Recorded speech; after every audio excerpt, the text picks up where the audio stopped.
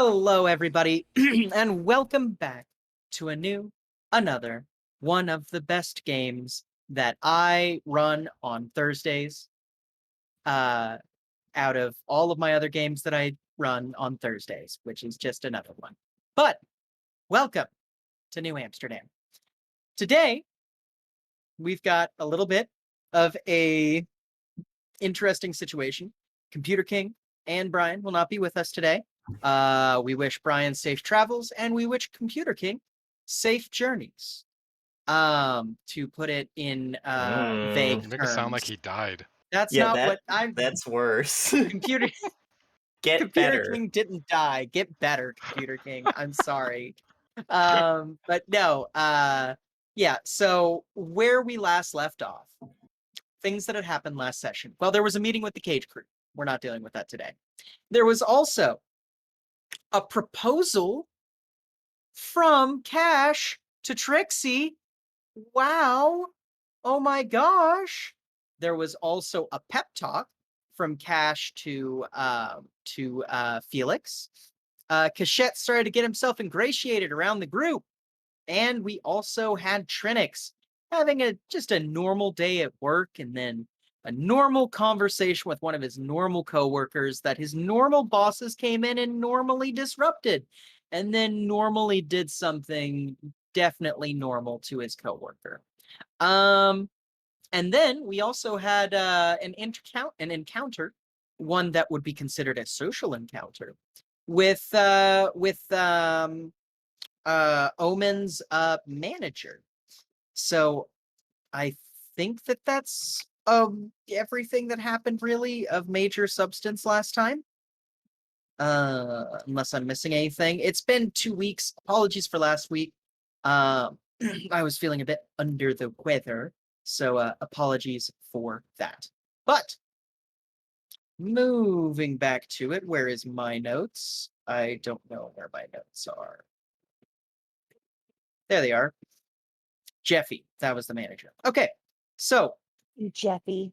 yes, so where we're going to start tonight is we are going to start with the person who just wandered back to their bed to pet their cat and love on them. I'm feeding her. She's being Oh, okay.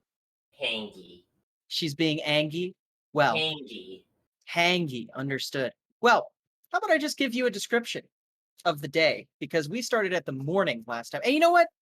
Let's start with Cash. Cash, it's the morning after you proposed to your fiance, and they said yes, and you probably had phenomenal sex. Of course it is. Yeah, of course. That's what new proposals are for, right? Yeah. Exclusively for the kink angle of it. Exactly. No, but it's morning time at this point. We are finally everybody is synced up on the same time at this point. It's raining out, heavier than yesterday. Pretty shit day. Pretty average New Amsterdam day, but also pretty shit day for New Amsterdam. It's cold. It's like 45 degrees and pelting rain. There's a little bit of hail that's coming down, but the problem is that the atmosphere is cold, but the area directly above New Amsterdam is kind of warm. So it's like it's not snowing, it's slushing and sleeting, and a Yeah. little bit of hail. Um, Yeah. and how does Cash start her day? Oh man. So she's gonna wake up and surely we have like a coffee pot in the room, Oh, of right? course. Like we've got the little necessities. Yeah. So yeah, like wake up, leave Trixie to sleep for as long as Trixie wants to sleep. So she just kind of slides right out of bed, uh, pets the bunny, who free ranges and just destroys everything, but we try our best to maintain. Yeah. Um The thing about Taserface is somehow, even though bunnies love to eat spicy hay, also known as electric cords with electricity running through them, Taserface yeah, has done a lot of that and is not dead somehow. that This is weird. Every bunny craves for death, just like Taserface does, but Yeah. nothing seems to kill this fucking thing. I'm here for it. Like, I'm just like, you made it. You made it for another day. And I give him a scritch and I go make some fucking coffee. Better I luck next probably, time. Yeah. right. Roll a I'll, d3. If it's a 1, the coffee been chewed through. Oh, oh, I could, but I don't wanna. I don't wanna do it. Yeah. Um, so make the coffee, sip the coffee, and tap my internal agent to see if I have any messages while I just kind of like try to alive myself. Now you don't have Just any messages, but you know what you do have, Cash? yeah, You have a couple reminders on your phone that you've given to yourself, right? yeah, So, to get the Pirate Bay up and running, you've got a couple things that you're going to need. These are two things that are going to have to be handled directly by you. You don't trust anyone else to handle them. I mean, at least on the offset. Maybe later, once you've got some more help, you might trust these kind of things. But for right now, this is the kind of shit that I think Cash would think is her personal responsibility, right? mhm, yeah, One, you need to get some staff to help you run the Pirate Bay. You need to get a couple edge runners to help you run yeah, the Pirate Bay. The other yeah, thing that you know you need is you need some particular equipment, some rare files of sorts. You are looking, you know that you are going to want because this is the biggest commodity right now mhm, for a netrunner. Like it's not like this is Cash's personal thing. This is every netrunner's personal thing in New Amsterdam right now. You want mhm, pre-Nemo files, right? mhm, Pre-Nemo files are super important because, like I said, the dev went down, and when the dev went down, lots and lots of information was lost. right, So, you have those two reminders for yourself for things that you might want to do today. You mhm, also happen to have the reminder that you have a black box to crack into. right, right, right, right. Yes. So, uh, the first thing I'm gonna do, what's my schedule look like today? Am I pretty open aside from those things? I mean, you mainly set your schedule up, so, those are Right. just reminders you've sent to yourself. You don't have really you haven't set anything up unless you want to have set something up. I don't think so. I will have blocked some time for the black box. Um, Okay. Now, I don't know how much time that would take out of the game. Like, I can't. Would Think my about, like, character have an idea? it depends. Well, you haven't even probed it once, so it's kind Yeah. of a little bit of an incognito. It's like you don't know what kind of project this is going to be. You know it's going to be a project. It seems pretty well defended. You can't just Mhm. walk into it and it doesn't have just like a basic, like obvious OS. It's like something that's like, oh, this was made by an edge runner or by a Right. net runner, but you don't know how deep these defenses go. Got it. Got it. Got it. Okay. Um, Man, I have I have an idea to kill two birds with one stone, but Lucky will absolutely fucking kill me if I Hmm. do it. Uh, so I could put out like an alert on the dev or whatever Hmm. that's just like, hey, edge runner looking for work, hit up Cash. Yeah. Uh for whatever at this time today at Tartarus. I'll even buy you a drink. Okay. um here's the thing. I want net runners. I need net runners specifically, don't I? Yeah, and you can call for just net runners. You Okay. know, you can just be like, "Hey, keyboard cowboys, fucking show up!" Like, here you go. Right, You know, right. And then as a test, should I have them try and crack the black box? you Like theoretically that's could. Yeah, Bud will Lucky kill me? I don't know. I'm not Uh, lucky.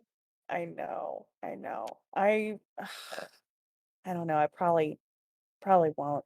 Um, I mean, it'd be fun, but what if they find something and then use it against us later? And I'd rather not have that. Um, so I already don't trust the people I'm trying to hire. Very exciting times. Um, Oh yeah. So yeah, I'll throw it out there like, yo, homies, meet me at Tartarus, 10 o'clock. If you are interested in some side work, might be more later. Don't really know. We'll buy you a drink. K, love you, bye. And just cash. Oh Can't yeah, let me buy goes absolutely. in. No, I love that. That's fucking So great.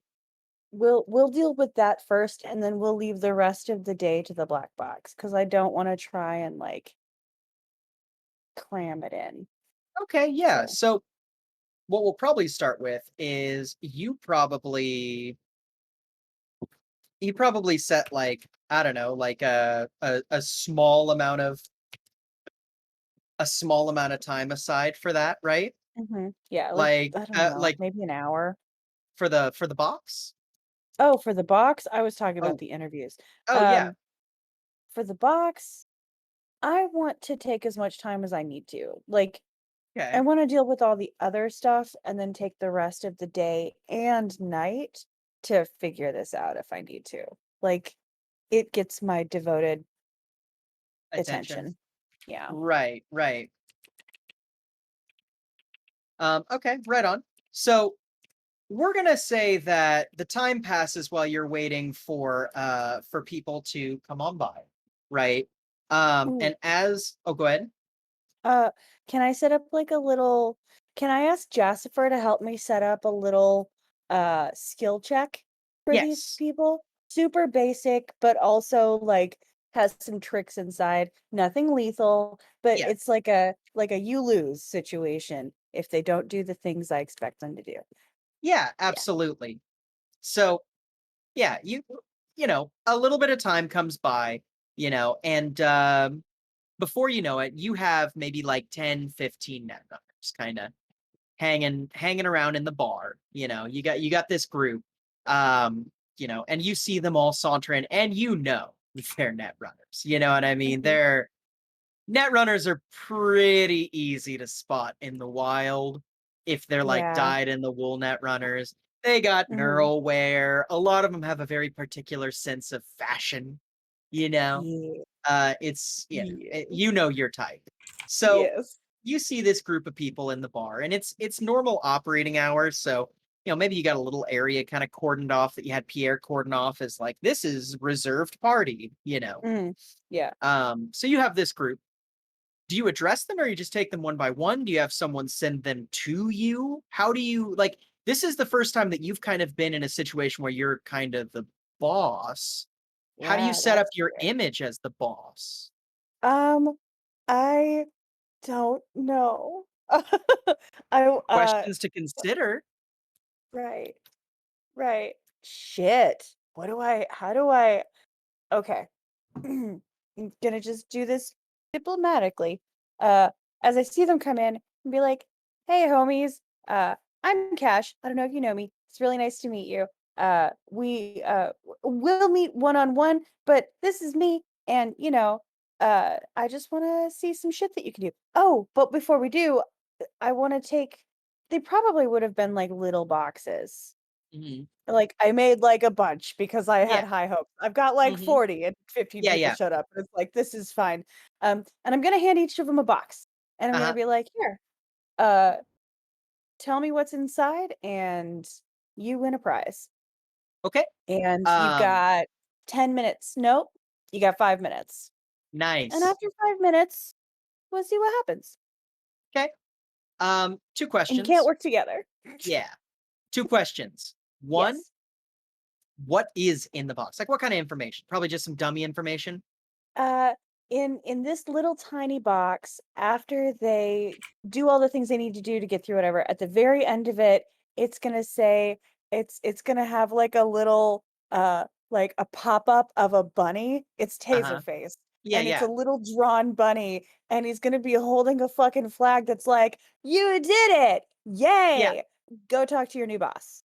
And excellent. And the other question is, how much did you spend on each of these boxes? I don't know. That's a great question, and I'm not Let's sure. let's settle it on like 5 eds each. Something Okay. simple, something secondhand salvaged, right? But like Yeah. a lot of work on your part and maybe on I guarantee you if you asked him the hardware portion of it, most of it could have been fabricated by why am I forgetting his name? Serum, you know? Right. Like if you I asked would him, have he would have definitely machined that stuff. It's easy for him. Yeah, I would have definitely asked him for help. So 15 of those at $5 is 75 eddies. So I took that off of my Okay. credit. Right on, right on. Um, So, yeah. yeah. Yeah, I So just don't know what happens. you see these guys fuck around with these boxes, and you're probably a little disheartened, right? Oh no. You Yeah. have a lot of not very good, like, you probably made these adequately hard to work with you, I'm assuming, Right, right? right. Something that's like some Joe Jack off the street isn't going to be able to crack this thing immediately, right? Right, right. You have to have a little bit of experience. And there's a Okay. few twists and turns and maybe some red herrings inside where they think they're going down the right track. But it would be very noticeable if you're an experienced net runner that Yeah. that shit is not actually real. Yeah. So by the end of this, out of probably we'll say 17 net runners that come and show up and kind of work with it, three succeed at this, right? Mhm. One of them like immediately, right, gets it. Like one of Mhm. them immediately gets it. She's kind of got this punk pixie cut going on. She's got kind of like this kind of darker tannish yellowish skin and like very serious eyes. Leather jacket with the white stripe. Like within like 10 seconds she's like plugs in her interface, blah, blah, blah, blah, done, and like slaps it on the desk in front of you. Oh, Um yeah, no, she's cocky, right? Uh, yeah. you've got another one, super tech wear out, looks like they fucking live for the shit. They get it Yeah. done in about 2 minutes, and Mhm. kind of this dude, he's darker skin, got like the dreadlocks going on, got a big old school port on the back of his neck. A lot of people, he's retrofitted it to hit new stuff, but like this looks like this dude isn't from here or he got his stuff way like third, fourth hand. You know what I mean? Mhm. Yeah. And he kind of comes up to you and he kind of smiles at you and he sets it down. And the third guy who comes up to you is this sloppy looking, rail thin dude. He's got long, scraggly, blondish brown hair, like 5 o'clock, 6 o'clock stubble, even. You know what I mean? He's got some stains on his like super casual, like knife fiber shirt, you know. I'd like to Um, real quickly point out something funny that was said in chat. ah, Imagine having a DVIC port in your neck. Poro yeah, sad. Oh yeah, my god, it would be absolutely. awful. Yeah, I need this absolutely. adapter and this adapter and this adapter to make it Does it work. attach to Yeah, HDMI? Poor absolutely. VGA is going. I used to be high Whoa! Hi, Gunner. definition, but then they changed what high definition was. You know what Yeah, happened to A you? surprise Gunner has appeared. I've but been the here for like hello A gunner. wild, 15 minutes. I have my a camera wild on. gunner has appeared. But the last one, right buzzer beater, right? Like this scraggly dude, super buzzer beater, and he actually like dives to throw it on the counter in front of you, right? And like Mhm. you see, this is not a whole box at this point. There are little shards, and everything has been taken apart. And there's like three wires sticking out of the motherboard, and like he's like, "I did it, I did it. See, I took it apart to see how the mechanics work, and then I backtraced. This wasn't expensive, was it?" No, this is great. This is great. Yeah, So how would I make that's awesome. yeah, Cool. And I'm gonna look out amongst this group of people that are still fiddling and yeah. are done with fiddling and probably disappointed and go, okay, well, thank you. You can go leave the boxes. Yeah, and you get a bunch of disgruntled shit, maybe one person like stays in the bar and they're wandering around trying to scalp a job because they're fucking just like they're like, I don't make Oh, any money doing this, but yeah. I did say I'd buy them all drinks. yeah. So before I kick them out, I'll be like, thanks for your time. Everybody grab a drink from the bar. Pierre will help you. Everybody gets one. If you want two, you pay for that one your fucking self. Thanks. Do you just bank in on Dread Pirate status and just give them that drink out of your tab, or do I you do. buy them? Okay, that's fair. I don't have the money to just buy them drinks, Yeah, but I cannot pay them to fucking be yeah. here. So, So these three are standing here and they're all kind of like waiting expectantly. You know what I mean? Like they're just kind of like, "Mhm." you know. Right. Cool. So how'd it work? What happened? How'd you do Uh, it? yeah, the And first I'll one, the very serious looking woman, right? yeah. She kind of looks at you and goes, "Well, it was easy. You had a double reroute, and the second that I saw the junction, I knew that that wasn't the junction. I looked for the second port, found it, ran straight hardline through." Cool. Um, the second one, the kind of grinning dude, he's kind of small and wiry, and he's got like the big dreads and stuff. He's like, "Well, when I first saw it, I was a little confused, but I decided to just be thorough and work the entire double junction. And I saw that it was something that went back on itself. I was mainly curious. It was kind of funny putting the little you lose at the end of that. That was cute. But no, then I found the end result and then I ran it back. And then as for the last guy, he's like, uh, um, uh, I did it. This is how I did it." And he just throws up double thumbs up. Right. Can you reverse engineer how you did it though? Is the question. Is this another test?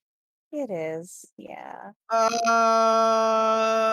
Okay, so first I took the spring action and then I decided that I didn't know what I was doing when it came to the double junction. I didn't find the other junction, but then I did find the other junction. But on my box, the double junction was a little crimped and he shows you, and like, yeah, one of the junctions that he was supposed to actually access it from was crimped. Like it was Yeah. kind of fucked up. It wasn't made right. He's like, Yeah. "So what I did was I pried off the top plate here, and then whenever I pried off the top plate, I saw like there's two layers of chips. So I went, oh shit. Well, then what if I just take off this top chip?" And then he holds the top chip, and he went, "And that was all your inhibitors right there." So when I took that off, I looked at it, and then I went, "That's kind of cool." So I ran some tests on the inhibitors. Can I have this? This is really cool. I want to put this in my deck because I think that this could be really cool. I've been doing kind of a. He like pulls out what looks like just this hunk of garbled junk, and it's like wires. It's spaghettified. You know what I mean? Like there's Right. wires connecting shit. He's got it all crammed in a briefcase. Like this is ghetto, right? Yeah, He's yeah, like, yeah. "See, I think I could put it right here." I'm getting distracted.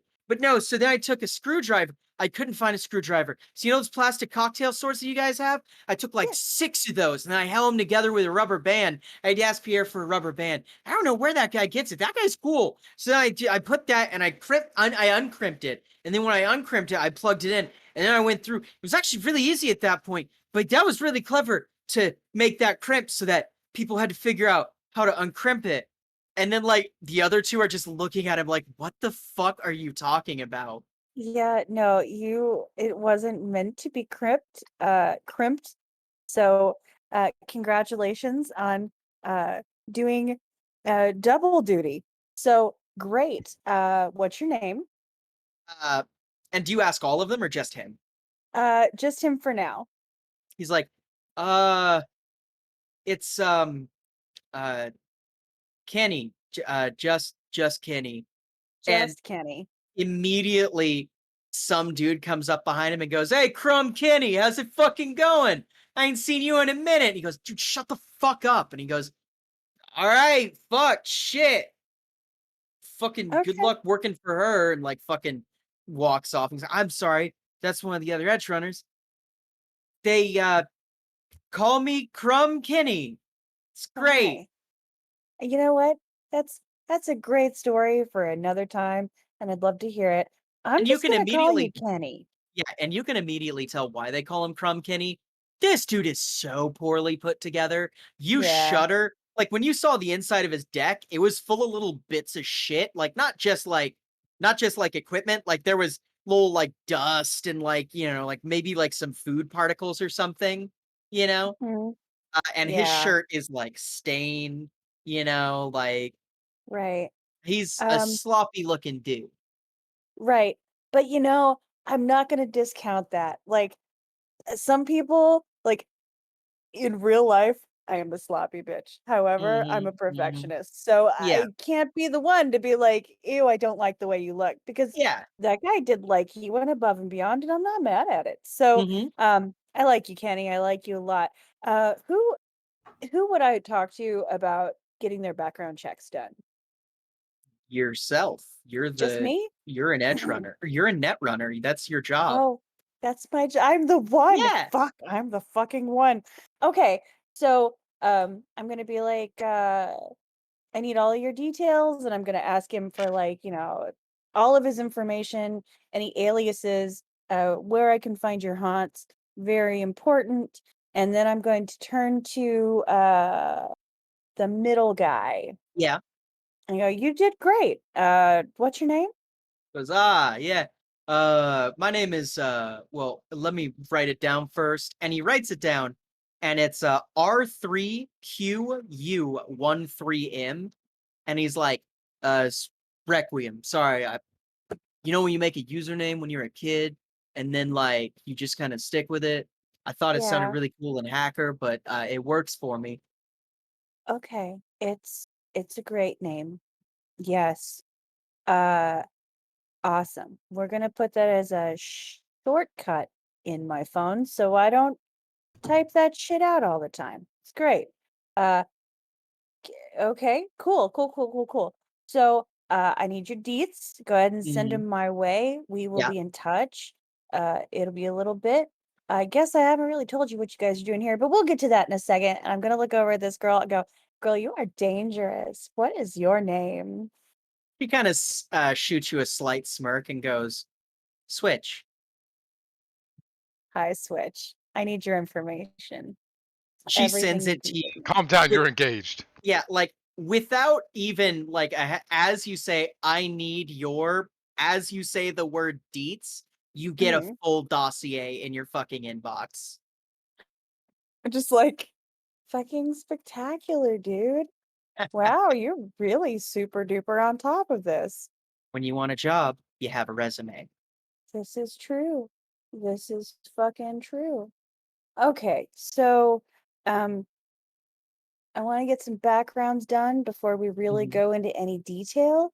Uh just to let you know, Tartarus is looking to well, Tartarus isn't looking to expand. I'm looking to expand and we are going to park ourselves here in Tartarus. They have been kind enough to offer us some space to maybe fuck things up a little bit, you know, in the best of ways. Oh, And and uh all three of them immediately have a reaction to that. Switch kind of like slackens her like posture on the bar just slightly. Like you can tell this is kind of like a smile for her in a way. Mhm. Requiem, big fucking grin, like bright white opalescent teeth gleaming beneath his kind of like darker skin, you know. And then you've Mhm. got Crumb Kinney, who just puts on this goofy ass grin as you're talking. I love this. I love this. Um, awesome, awesome. So, yeah, we'll do some backgrounds. We'll kind of figure you out. Uh, and working. I don't know if you know about me. Do you guys know who I Switch or Crumb Kinney goes, yeah, you're fucking like crazy. Like you're really good at your shit. Requiem is like, anybody who runs with the pirates gotta be fucking good at her shit. And then Switch just goes, yeah, you're Cash. You happen to be somebody who makes a lot of moves in this city. You also happen to be best friends with Lucky here. Well, sort of best friends. I understand the relationship can be contentious. And on top of that, you just got engaged last night. am? Know this? How do you know this? If you're Killer, going she to be knows getting too a much. job, you should do some research on your employer. What did you say, Rowan? Say what? Oh, Kill yeah. her, she knows too much. Honestly, like I'm a little like I'm like, man, okay, so I'm trying to keep my cool, but inside I'm like, fucking nobody knows that. How do you fucking know that? Yeah, no, exactly. It's like, what the fuck? This is unusual for them to know this. Yeah. Wow, that was not public information, which makes me wonder either you're a stalker or I am not taking care of my security properly. I think you Kind might of be a goes, stalker. she kind of goes, she kind of goes, well, It's easy. I traced street cams from whenever you left this place and followed you to that cute Thai restaurant. I tried it on the way here, actually. Really good. That was a good idea to get the yellow curry there. That tasted pretty solid. And Yeah. then I followed you to the art pop-up. Of course, not last night. I didn't know you existed until today. But followed the cameras until the art pop-up. Saw you get on one knee. Pretty apparent from there. I didn't get on one knee. Oh, you didn't? What did you? No. Oh, No, saw the I just crowd. took it out of Yeah, yeah, go ahead. saw the crowd form in the ring. Didn't really have audio, but I had an assumption. Who the fuck are you? Switch. CIA. Trouble. Thank you, Right. Gunner. That is excellent and accurate color commentary. But also, she knows her shit and wants to work for you, apparently. Right. White Wolf plant, Op Oh, plant, fuck no. Artis plant. Take your DIA pick. plant. A fucking Zappa Right. plant. Yeah. Oh, Right, Zappa right. not smart enough for no plants. Cool, cool, Zappa's cool, an cool. animal. Great. Dummy. Great. Uh, so love this. Love everything about this. Just so excited. I think Yeah. you're a stalker. I think you might actually be a stalker. She kind of shrugs and goes, "You can think whatever you want. Eds are good. I can do that to anyone else."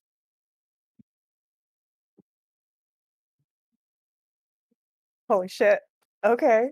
All right. All right. All right. Fucking I smell what you're stepping in. That's fine. That's fine. When Uh you're looking for a job, and she kind of leans in just slightly, like she's not breaking any like personal space. She just leans in for emphasis. You bring a resume, and then kind of leans back. bring a fucking resume. Bitch. All right. All right. I'm fucking color me impressed. Yeah, that's good. Uh cool, cool, cool. So we'll get back to you as soon as I get a little bit more, and I also have to talk it over with a few other people that aren't in charge of this one, but it's always nice to have input from others. Uh, Mm-hmm. and just so you know, if at any point in time this is sabotaged by any one of you, these wonderful Dutchmen here will absolutely shoot you in the head, or I will do it myself. Am I clear? Switch just nods with her very normal, or her very like she carries herself like she's ready to get shot at any second, so she just kind of nods. You got Right. Requiem, who just kind of looks around at the Dutchman and kind of gives you a bit of a nod, with a little bit more serious face, a little nervous grin. Meanwhile, fucking Crumb Kenny, he's all smiles. He looks around and kind of just gives you a double thumbs up, kind of leans in on himself, almost Right. fawns like. Right. Right. Right. Uh, okay.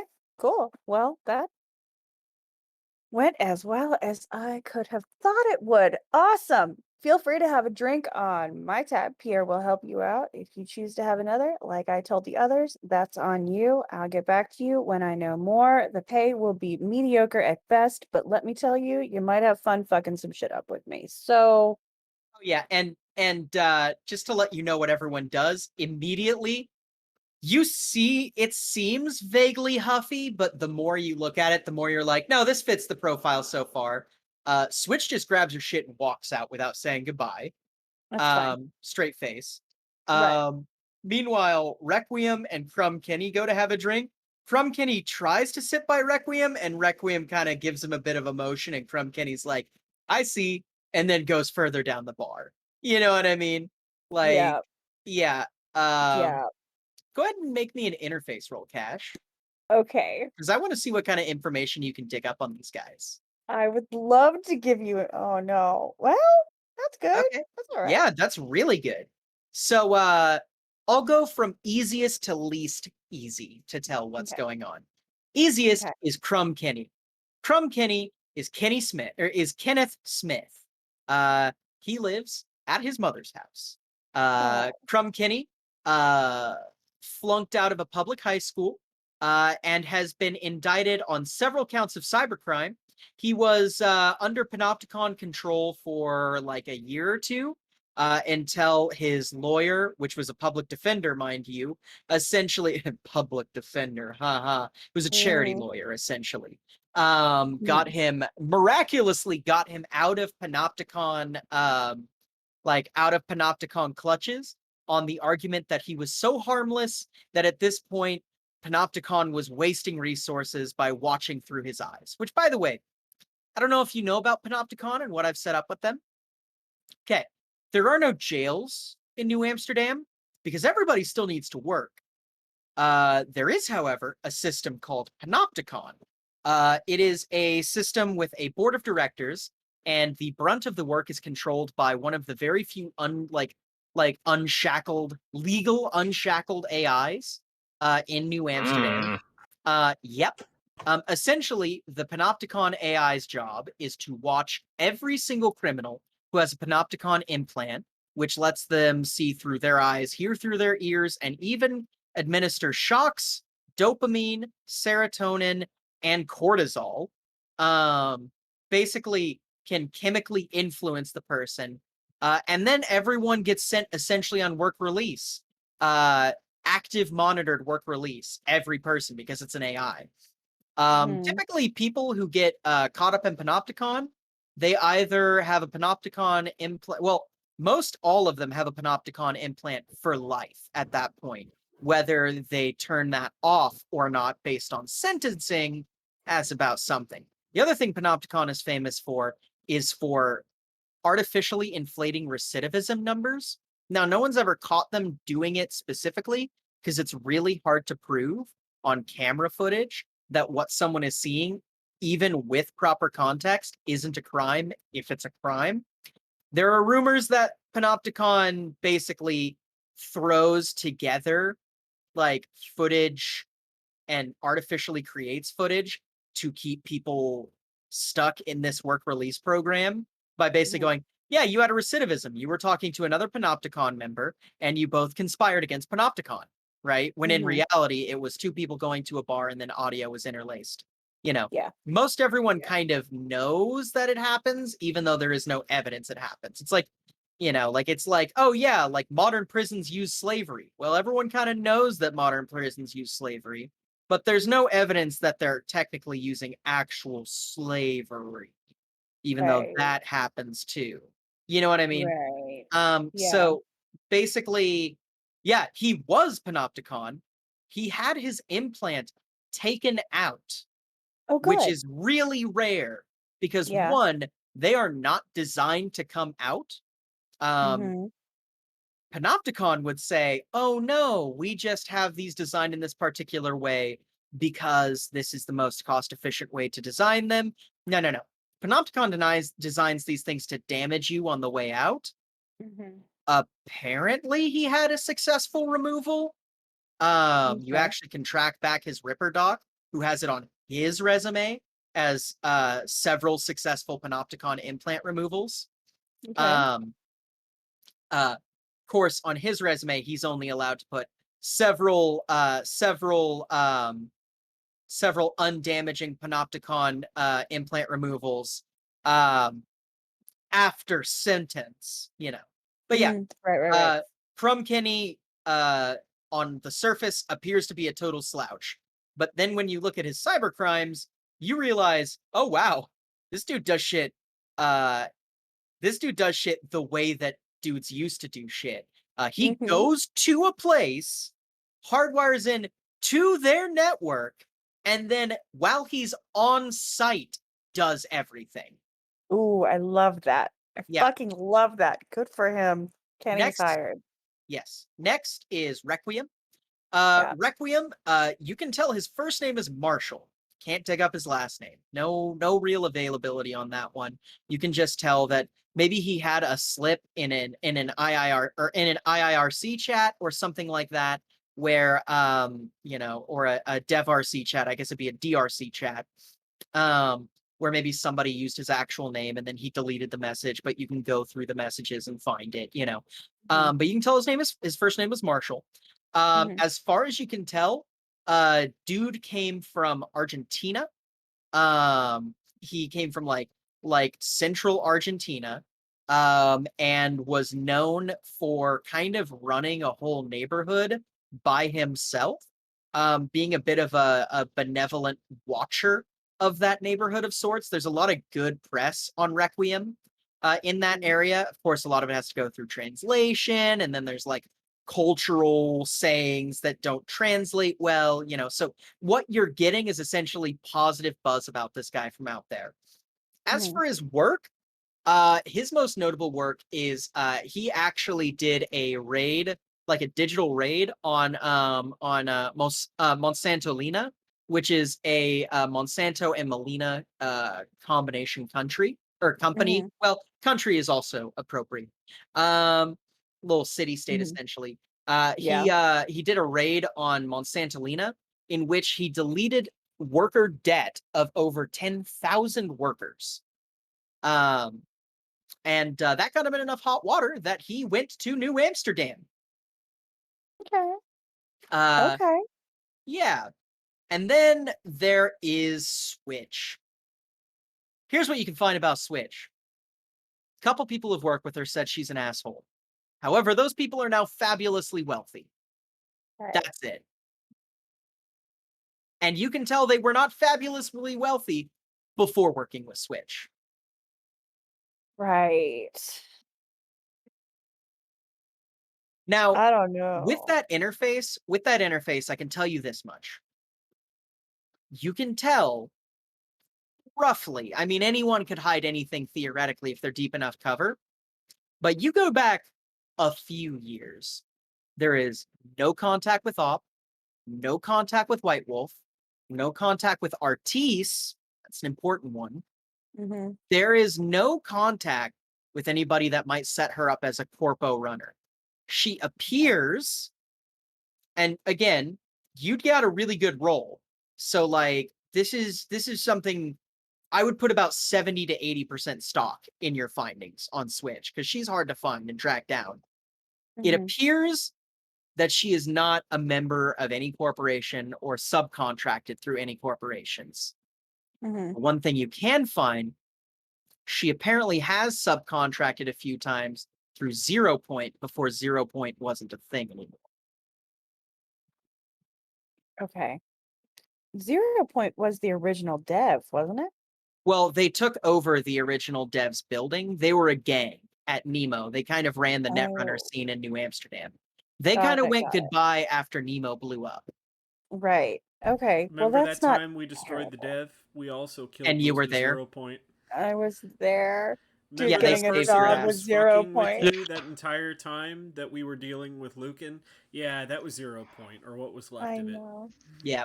I know. I just wanted to work with them. All Mm, right. Well, I like her. I yeah. like them all. Requiem, I feel like I'm a little on the fence about. Hmm. I like where his heart is, Yeah. um, so far. Yeah. Uh, and there's no real bad shit about him, which is Yeah. crazy. Uh, Yeah. I suppose the bad shit about him is you know that he has a past with a corporation that does not like him and exerts a large amount of power, right, but right. they're a continent away. Surely they wouldn't send hit squads across an entire ocean. What could possibly go wrong? Yeah. He All right, seems all right. skilled. That's the big thing is he seems skilled. He's Anyone who skilled. can bust into a corporate database and delete tens of thousands of worker debts and essentially Hmm. erase indentured servitude on a legal stage is pretty impressive. Right, right, right, right. Yes, it is. Fucking awesome. Each of them Cool. come with their cons and their pros. They You don't do. know shit about Switch, but she's good. She's good. Kenny is a bit of a loser, but he's got a little bit of an element. And then like Requiem's got a bad past, but he's solid. You know, he's Right, solid in what he does. right. Fuck. And you can All have right. all three. I can. Yeah, of course. Do I want all three? I like Kenny. I don't know if I was supposed to like Kenny, but I like Kenny. I Speaks to didn't me. say whether you were supposed to like any of them. I That's know all up to you. that's true. I do want a second opinion, so I'm gonna fucking text Lucky and just be like, "Hey, I need some help. Are you free?"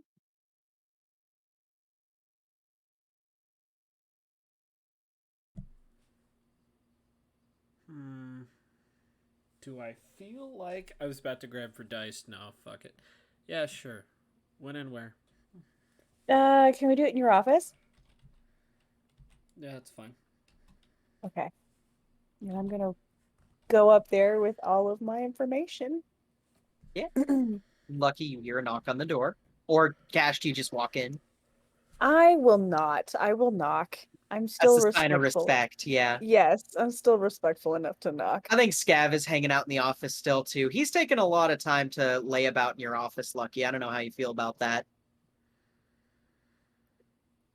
Eh. Okay, Eh, I am indifferent. fair. Hi. Oh, Yes, you you needed busy? help?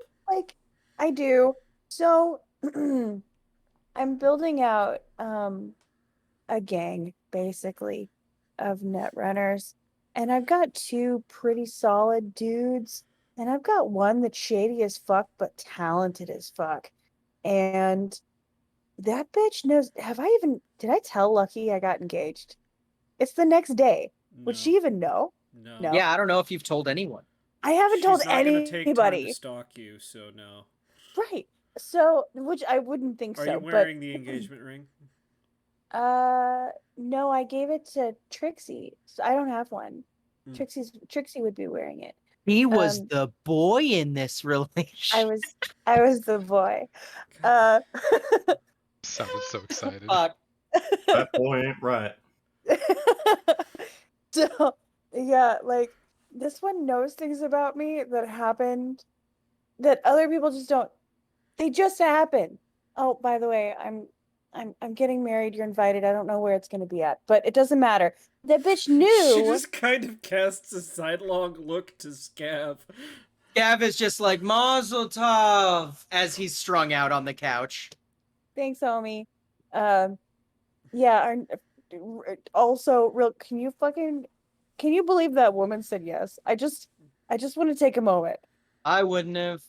Just I kidding. know. Love you, Cash. No, it's fair. I probably wouldn't have either. Cash is messy. That's the issue. Cash is messy. Um, what do I do with this? And I'm Maids. gonna slide. Fucking Huh? maids. Mm-hmm. We don't have house cleaning? No. Not That's that one kind still of think that's messy. really funny. Still good. Ugh. I'm gonna slide you all the information on all three of them and kind of give you the bullet points of what I've got on all three of them, but very much like push switches stuff to you and be like, tell me about this because bitch is talented but dangerous. What would you need me to roll to go through her information? Give me a streetwise. All the information is right there. I would probably say the best response is to get more information. Okay. Lucky, you have heard very mixed things about Switch. You've only heard her talked about twice. The first person who talked about her was some random loudmouth in your bar. Just while you were combing through some footage, Mm-hmm. I'm assuming you probably listen to things every once in a while, just random things. Basically said, yeah, she was a bitch. She cut me out of the fucking job. I can't believe her shit. That guy got kicked out of your bar. That's probably why you were listening to anything he was saying, so you can figure out where this came from. The other person you have heard about with Switch is you heard a member of the Scarlattis one time talking about, I had some fucking net run. Name was Switch. Real fucking quick. In and out. Frosty and cold as a fuck, though. That's the absolute worst. Try and talk to her, she blows you the fuck off. So that's about. You haven't really gotten anything on her like skills, but interpersonally, she appears to be polarizing to those who she meets. She's What's her not job exactly a history? known quantity in New Amsterdam. Yeah, what's her job history? Her job description?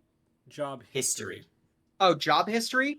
Well, she provided that to you on the resume that she gave you. Flipping, tap it over to you. Yep. So her job history, it is pretty good, like pretty full actually, and it has verification for each one, some sort of verification.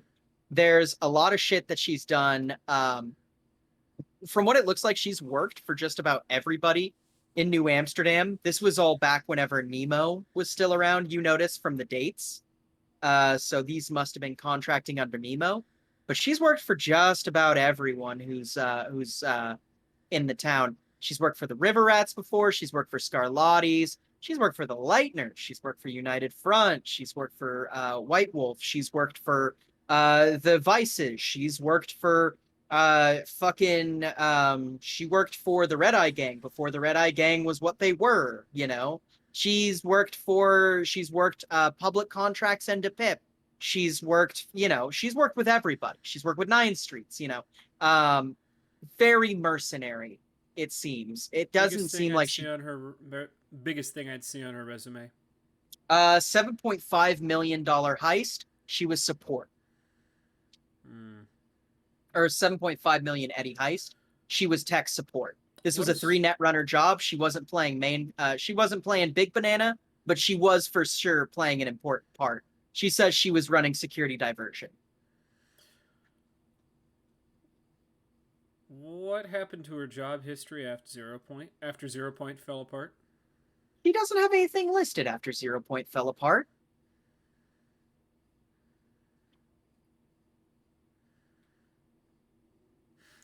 She would probably point that out and say, "Do you see the red flag? Because I do." I mean, yes, I do. And also, she's very good. When's the last time we've ever pulled in 7.5 million eddies? She says, pointing to a job. Oh, we didn't pull in 7.5 when I got blown up and turned crispy. So as far as I know, never? That would be correct. At some point, you have to ask yourself, why does someone who should already have retired continue to do this and come to an unknown quantity to her for shit pay?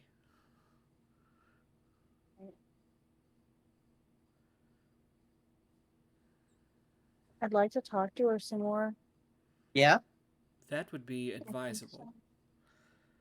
I'm not telling you no, because at the end of the day, if I never hired anyone sketchy, I would hire no one at all. Right. But I am warning you that this one's connection to 0 Point, the fact that they have a large... let's just put it this way, they are out of our pay scale. And the fact that they had nothing going on after the dev went down, at least nothing that she's willing to put on her resume, suggests...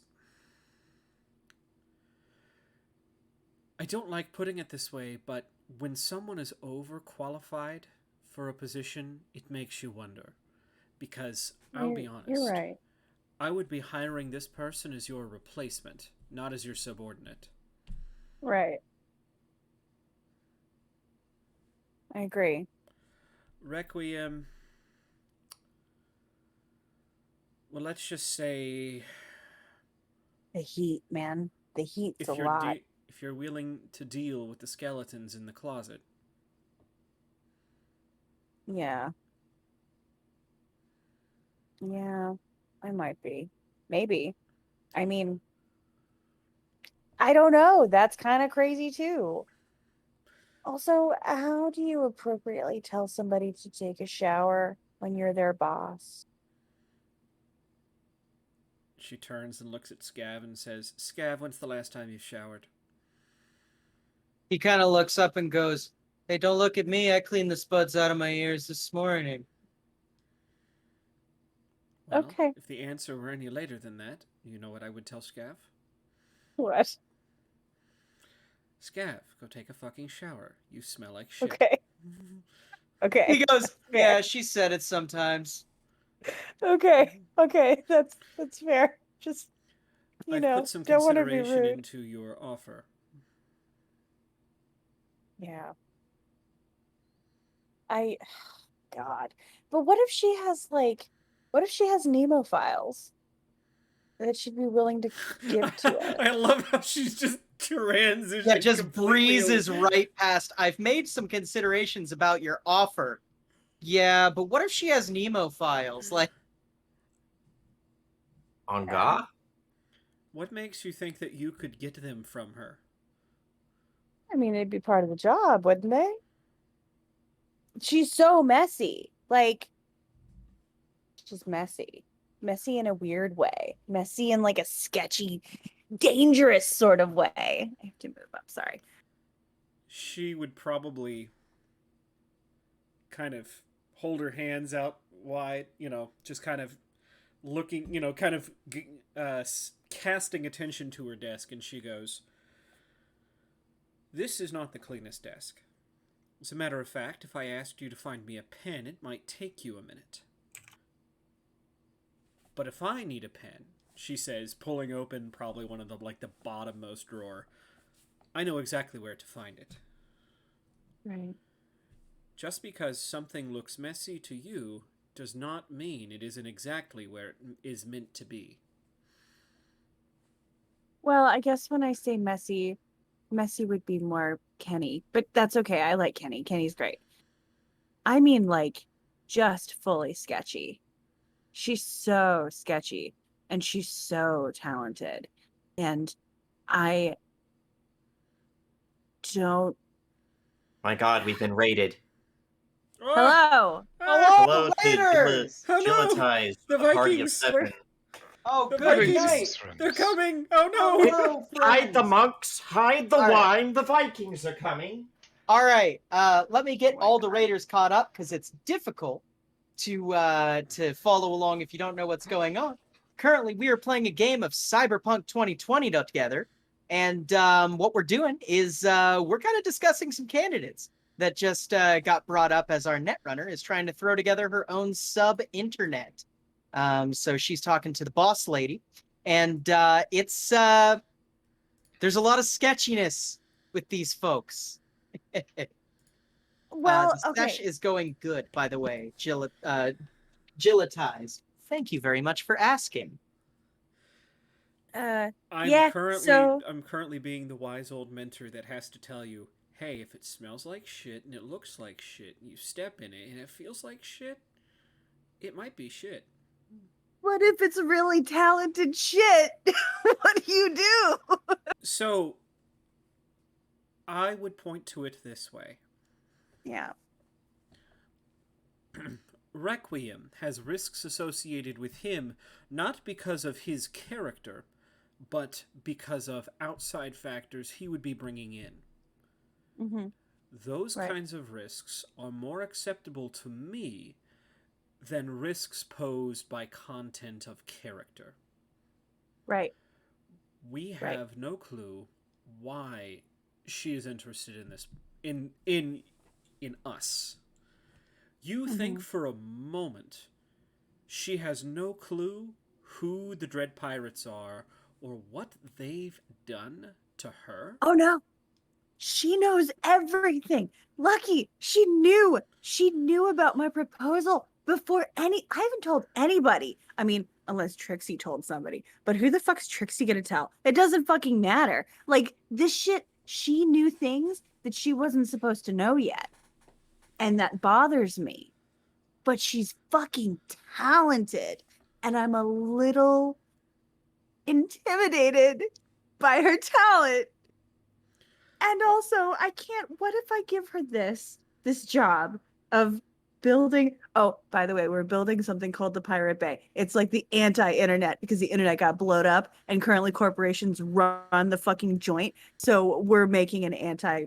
It's great. And Yes. it's the Pirate Bay because fuck it. So moving on. What if I give her the reins to build something out, and she takes all my shit? And she just turns it into something else. I mean, that might happen, right? Scav is gonna kind of just kind of the risk of the job, you know? I mean, like, you know, if everyone said that shit about Lucky, you know, and kind of like looks over at Lucky and goes, I feel like Tartarus wouldn't exist. The difference is I've built up a catalog that shows that I am trustworthy. I mean, I'm not looking to make a ton of money. I'm just looking to like make some cool shit and fuck some shit up. So Well, with this person, she's it's apparent. Two things happen wherever they go. One, a lot of money is made. Two, yeah, people are screwed over. right. If you don't Yeah, want you're right. money and you don't want to be screwed over, She's not the one. that Okay. being said, have you considered that the safest place for this person to be may be right under your nose? I mean, yeah, that's why I'm here. And I didn't tell her to leave because I feel shockingly inadequate compared to this woman. I mean, I know I'm not, but still, bitch is good. Like, she's so good. Yeah, no, you're right. Maybe I should break it out to where they're all working on different pieces and then I put it all together. Cash, if there's one thing you are very good at, it is playing dumb. Yeah.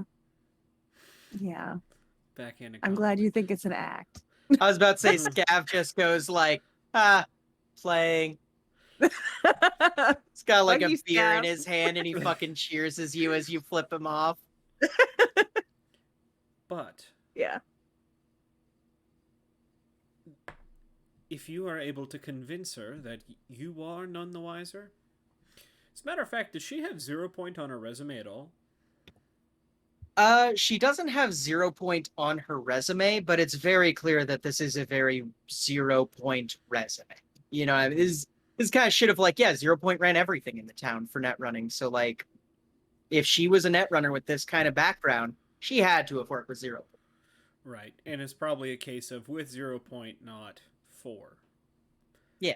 That can actually probably be even a little worse if we're not careful, because it could be some personal vendetta for something on the dev that, well, let's just say it could be a very compelling reason why she's still working. Right. I mean, with that being said, if you're able to convince her that you are none the wiser, well, I suppose playing into your strengths is the best idea. yeah. For sure. So it just depends. Do you want to cast off this outsider and risk that they may, somewhere down the road, come back to be an antagonist? Or do you want to bring this person into your fold to attempt to snuff them out before they can? Because the alternative is there. She's completely reliable. She just is what she is. Yeah. I feel like right now it feels like playing with a loaded gun. You know what I mean? Like, sure, there's Welcome to power Lucky's behind job. it. Yeah. But you know, one misstep and you fucking blew your foot off, and that sucks. So Well, damn. I would be fucking lying talent. if I said we didn't have at least one case a month of people playing Russian roulette here. Well, With I know. magazine-fed weapons, no less. I mean, maybe we should have like an HR meeting about that. That's a problem. Oh, no. Like, You put blanks in the gun. that's still crazy. Okay, well, I mean, good for them. I'm not I gonna play. shot myself 3 times. Did you? That is great. And when I'm That saying is. blanks, I mean like the little like fake plastic bullets Yeah. that aren't Mhm. even blanks. But Yeah, Yeah. They just make the clicky and then pop out. I know. yeah. yeah. And yeah, like probably Scav's like, you're either gonna hire her or you're not. That's about my opinion. Yeah, okay. You're Yeah, okay. enlightening, Scav, as always. Now, something I had mentioned. I have given consideration to your offer. Oh, yeah? The Dread Pirates will back you. Okay. I don't feel as if I need a cut. Okay. And to that end, that means that for the moment, the major share will stay open. So you're gonna back me, but you're not gonna give me a share. Well, of course, Is that... this is me helping you for nothing in return. Am I getting a share of Tartarus, though? You have your junior shareholder, your But I want a major share. That's what I wanted. And That was what like I the am whole telling thing. She's a Disney princess. She And- wants more. And what I No, am that was like telling the you whole is- thing. Yeah, well, here's the thing. Basically, what you were saying is, hey, if you help me and give me a share, I'll give you a cut of the bay. And what Lucky is saying, no, I'll help you. But I don't want a cut.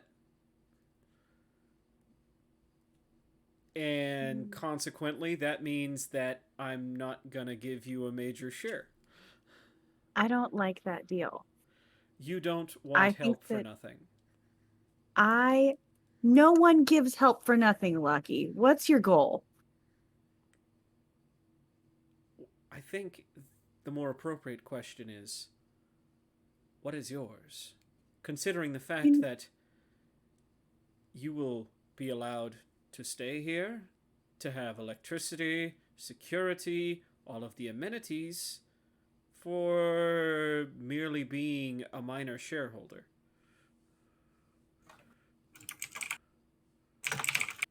I mean, the good consideration is, servers are very expensive to run. They are. Basically, Cash is like, no, fuck you, I want more. And she's like, you want more? I'm giving you your playground for free. I know. I just got real excited about that shareholder thing. At the very least, look at it this way. You will have backing regardless, and we can circle back to the conversation of the share. After I see how the Bay does, because if it is something that, what's that? The Bay's not going to do anything right off the bat. Like, there's a lot of planning involved. But here's the thing. You are far more interested in getting that share now than she is of giving it. She is more than fine to let the Bay sit for months before she makes any decision. But at that time, you could always make that deal later. Like, hey, do you want to cut? I'll give you 49%. Or at that point, if you've, cut it out for your other people, if you want a 30% or a 20%, whatever, you can always leverage a piece of that for a share if necessary in the future. She's not interested at the moment. Okay. Mostly, it's actually very clever. That's a great way to pay these people. I forgot about that. To give them shares and make them fucking want to be there. I got it. Go ahead. Wow, what do you think Lucky did to all of you guys? I know Yeah. you were fucked. We got I fucked. love how everyone is slowly realizing that Lucky just has kind of fucked everyone over on this whole share situation. She was just like, yeah, I'll take a share, and Devlin, in his absence, gives me his share, and Scene Yeah. has a share, and then there's another share. Oh, we'll just break that up into junior shares, so there has to be a consensus among all junior shareholders, which means that you guys at best can make a tie. Oh fuck, there's a Yeah. fifth share, a tiebreaker. Let's keep that empty for a while. Like, Yeah. It's Yeah. not that That's I'm not pretty going to fucked fill up. it. It's that I'm not going to fill it right now. mhm. Yeah. Okay. Fine. Fine. Thank you. Great. What's my budget? I said that you could use the amenities here. I didn't say I had any money to put towards this. It costs money to make things happen. Yes, and the servers we have here, you're able to use. The electricity that we have here, you're able to use. I have no stake in this. This is your operation, entirely Yeah. yours. Okay. Okay, fine. Okay, fine. Fine. My advice, Fine. I can always hook you up with, well, let's just say things recently have come to a head between the table and the river rats, and I'm sure if you wanted cheap as dirt hard drives, well, I could always reach out to the Mac and see if he's willing to sell hard drives in bulk. They're not Oh. going to be good. They're not going The to be Mac's- fast. Yeah. Real quick, the Mac is the cute one that sells guns, right? It's a weird way to That's put it. Ingvar. And That's Ingvar. Okay. Never mind. Yeah, no, Okay. the Mac Ingvar is the is leader of the Ingvar river Ingvar has rats. Catboy anyway. Yeah. He doesn't Yeah. need Oh, nobody else. You think Ingvar has that everybody. Ingvar has everybody. You think that Ingvar doesn't just like sleep with anybody who wants to didn't sleep say with him who is like with within Ingvar- his league?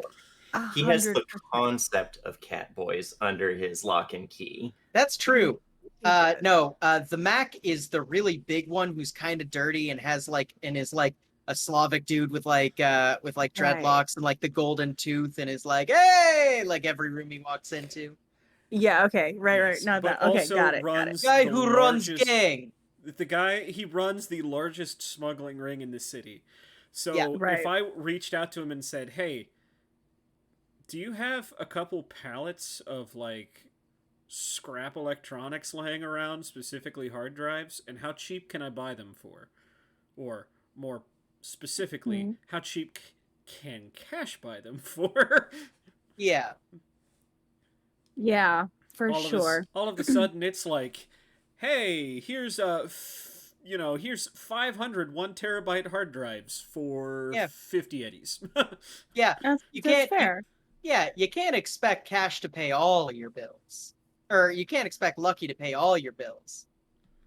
Cash has got to make some money. I mean, my cash is going to try and make some money. That's fair. Okay, fine. I accept your offer. Thank you very much. I am going to eventually blow a wall out of that space and make it a bigger space. I'm just letting you know. For now, it's fine, but it's going to have to be bigger. Actually, how later. big is it to begin? See, no, the runner's closet has already been expanded. It Oh, has. yeah. That was part But of the now I renovation. need to fit. Now I need to fit How 3 big more is it people in there. currently, Mira? Oh, the runner's closet? Let me look at Yeah, my map that I it's- have. Can The we see your runner's map? closet's big enough for one person to run at one time, and then like for 3 or 4 people to be in the room. Okay, that's fine. You do have a server room as well, which someone could theoretically run in. It is just not set up for that. Like Right. it's like you could set down a mattress on the ground and do some running, but if you run into black ice, you've got like no cover from it. You're Right. gonna fry on the floor, you know. Right. How much would it cost to like put a bathtub in there or whatever it is that If it would need to cool you off? have to ask ... That's how I'll put it. No, it's I want to pretty- know. We're talking probably make a 50k eddies. Yeah, if we're talking for like an actual setup, because like you could put an old bathtub full of ice in there. If you think a runner is going to get in there, other than maybe like Crumb Kenny, Right. like they aren't going to. Like Right. you're going to yeah. need an actual runner suite, which to get another runner suite, yeah, 50k eddies is about the ballpark. They're gonna you're say, looking "What the at. fuck is this? Pacifica bullshit?" Yeah, right. They're Okay. gonna look at it and be like, "What? Are you telling me that I need to run in like a burnt down tenement, but I'm actually in the comfort of our home base?" Does Like Pacifica yeah. have a rim? Right. Ha Can we see your map of Tartarus? Yeah, let me real quick do that. Share my screen. Boop, boop, boop, boop. There we go. Screen is shared. This is the relevant area to you. Here is your Mhm. runner's closet Oh currently. boy. Mm-hmm. Okay, you see it? Yeah. And then here is your server room, Oh, it's unfortunate that there's another room in between. the ready room, and then there's also a utility room. Yeah. You could Okay. theoretically move this utility room and put another runner's closet in here, like a really cramped one, kind of like the one that you started running in when you were here. Yeah. But also there's always this space here because these things don't need to be connected. I mean, meat Right. space as a net runner, as a net runner, you would know meat space means nothing. So long as you Right. have adequate meat space to put your meat, like Mm-hmm. then it doesn't matter because the dev is infinitely bigger than any runner's closet. The reason runner's Right. closets are so small is because you don't really need space. You're not ambulating. Yeah, for Mhm. sure. Okay. Hey, Lucky. You've got all this Oh, you're unfinished not done space. with me yet? I'm not done. Sorry. Would you like to be done? We can be done in just 2 seconds. Oh no, I thought that I was the one intruding. You were lost in your little world for a minute. Yeah, I was just thinking, God, people think it's a thing. So, I need to build another runner's closet. And I was wondering if you want to go in halfsies with me.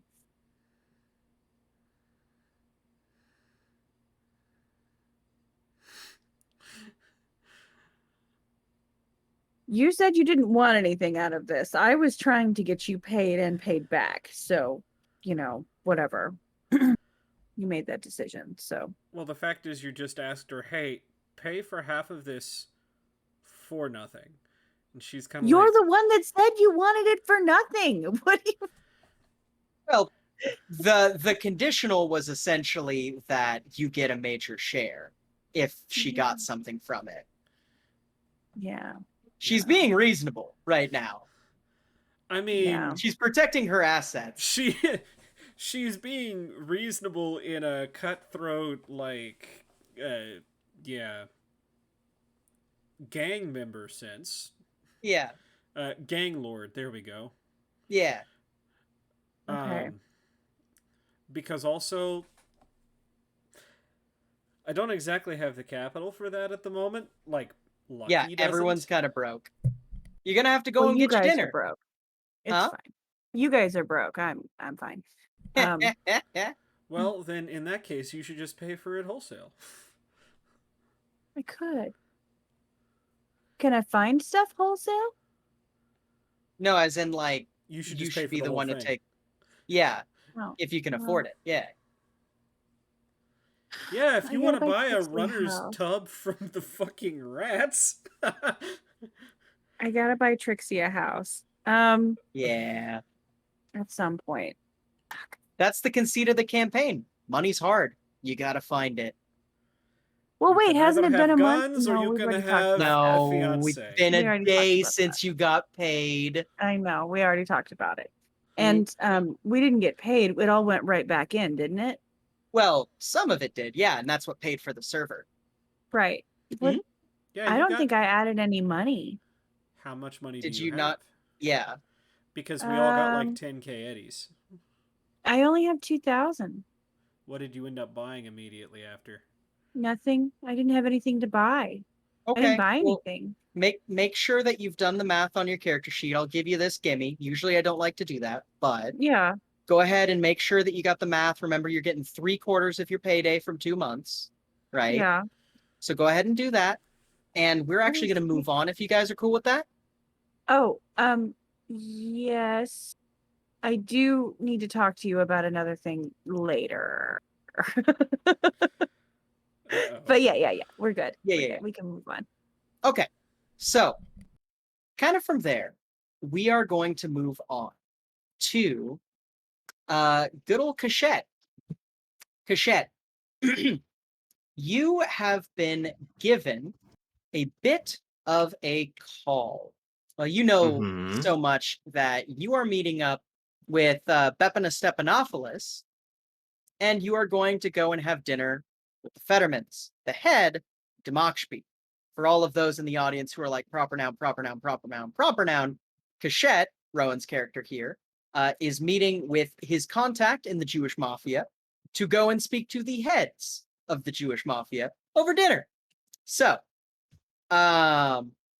you probably so you're supposed to meet with Bepina Stephanopoulos early, like before the dinner. Are Right. you on time? Are you early? Are you late? What does this look like? He's fashionably early, if that makes sense. So maybe like 5 minutes early. Yeah, very like, hey, I'm early and making a slight show of being early. Yeah. And for reference is normally he's dressed very like street chic, Mm-hmm. but now he is in a suit which he's made very sure is made only of one kind of fabric. Uh-huh. He's got a nice cheap rain poncho over it to keep it safe in the rain. Right. With a hat on and a yarmulke underneath the hat, so that even when he takes the hat off, he still has a yarmulke on. Nice. Excellent. So, yeah, you show up to Bepina Stephanopoulos' garage, right? He runs everything out of a garage. You know that he knows a little bit about repairing cars and a lot of bit about buying and selling cars. You know what I mean? That's Mhm. kind of um his realm of expertise. But yeah, so, you approach, and Bepino Stephanopoulos, to give us a description again, kind of this older guy with a cane and kind of a golden head on the end of the cane and some nice old wood, real wood, which is surprising or not surprising, but pretty luxurious for a cyberpunk dystopia. He kind of looks and he goes, hey, it's about time that you showed up. Kind of like, and you're early, So he's like, it's Mhm. about time you showed up. Listen, I know that you're getting closer to your old age and all, but I didn't think that that meant that I couldn't show up at a decent Oh, time. kind of goes, back in my day, if you showed up early, you'd show up 15 minutes early. Hmm. What can I say? I guess I got used to being in all of these gun shows and such, where if you showed up early, they just thought that you were meaning to do something inappropriate. He kind of shrugs and goes, well, this isn't no gun show.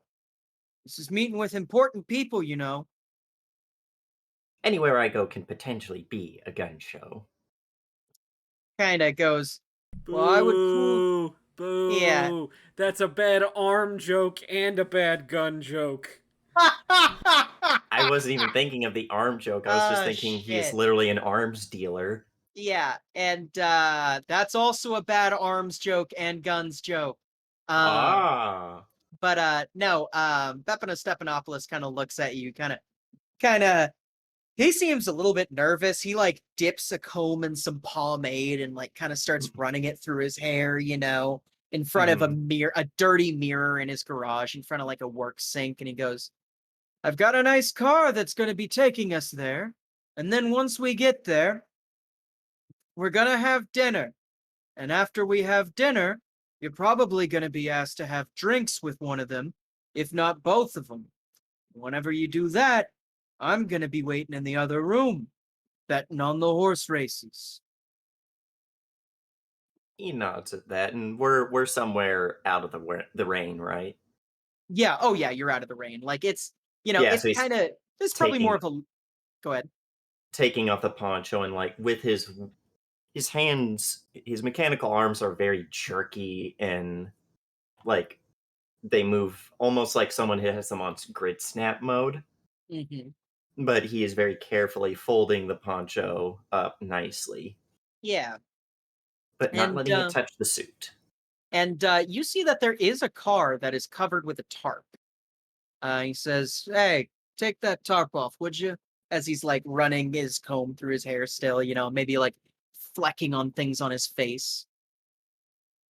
Yeah, he'd go over and carefully pull off the tarp.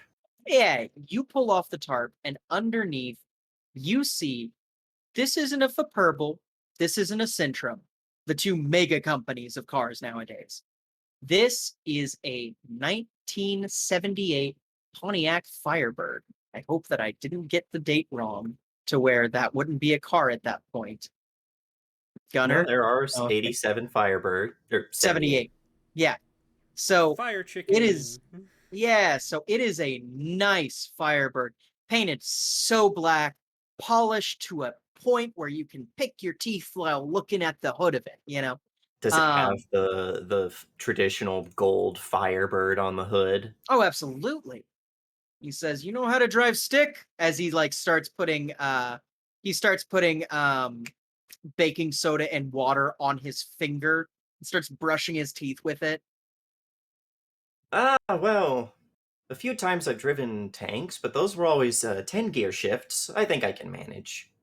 He kind of looks over and goes, "I'm not messing around, boy. If you crash this thing, you owe me." Kind of turns back to the mirror and continues to brush his teeth with his finger. We'll be fine. Kind of spits and washes his hand off and goes, "Ah, you're going dressed like that." Kind of says nothing else and gets in the passenger seat. Well, I couldn't simply show up in my jammies now, could I? Yeah, Get in the car, the front seat, yeah. And expectantly holding out a hand for the keys. he kind of points up towards the visor shade. Mhm. Yeah, Grab it, yeah. give it a nice turn, see how the engine Ooh. purrs. Oh, she's purring like a kitten. She is a nice vehicle, well maintained. At this point, this vehicle would be like 60 years old in this canon. How's her fuel tank looking? Full, full of gasoline. Not chew too, gasoline. Oh, you got it unleaded, right? No, those Kind of fumes would looks, be bad for everyone here. kind of looks and goes, "If what comes out of the back of this car is worse for people than what's in the water here, I'll pay you 200 eddies."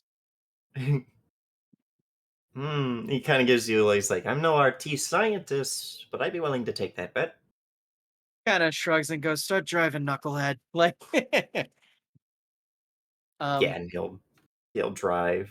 yeah, He's and probably not great with driving, sure. but he's not bad. Right, right. And we're going to say you were already in Jewish Quarter, right? You were kind Mhm. of, around this southern end. You pull into, you see this little kind of separated island area in Jewish Quarter? Yeah. That's where a lot of very, very expensive historical apartments are. Um, for those of you who don't really know much about Amsterdam, it is famous for these kind of very thin 2 to 3 story, what are called Dutch houses. They kind of go up, they have like a main stairway hallway essentially. They're longer than they are wide. And, they've got like maybe 2 or 3 rooms on like one side of the stairway hallway. These are double wides. So they have the hallway in the middle and then stuff on either side. This is a very wealthy part of town. Lot of history here. But yeah, you pull up and you pull onto this area, and this is totally like there are 4 roads here. And each of those or there are 3 roads. No, there are 4 roads, and each of those roads is like old school actual cobbles. Kind of looks and he goes, they actually replaced the wood pallets under this place with more wood pallets. A little more varnish, but it seems like a pretty decent use of resources and kind of smiles at you with this cheeky grin. How rare is wood at this point? So, New Amsterdam is surrounded by wood. Okay. However, you're not really allowed to use that wood. It's all under the protection of Holland Forestry Service, which is Mhm. specifically a tourist organization.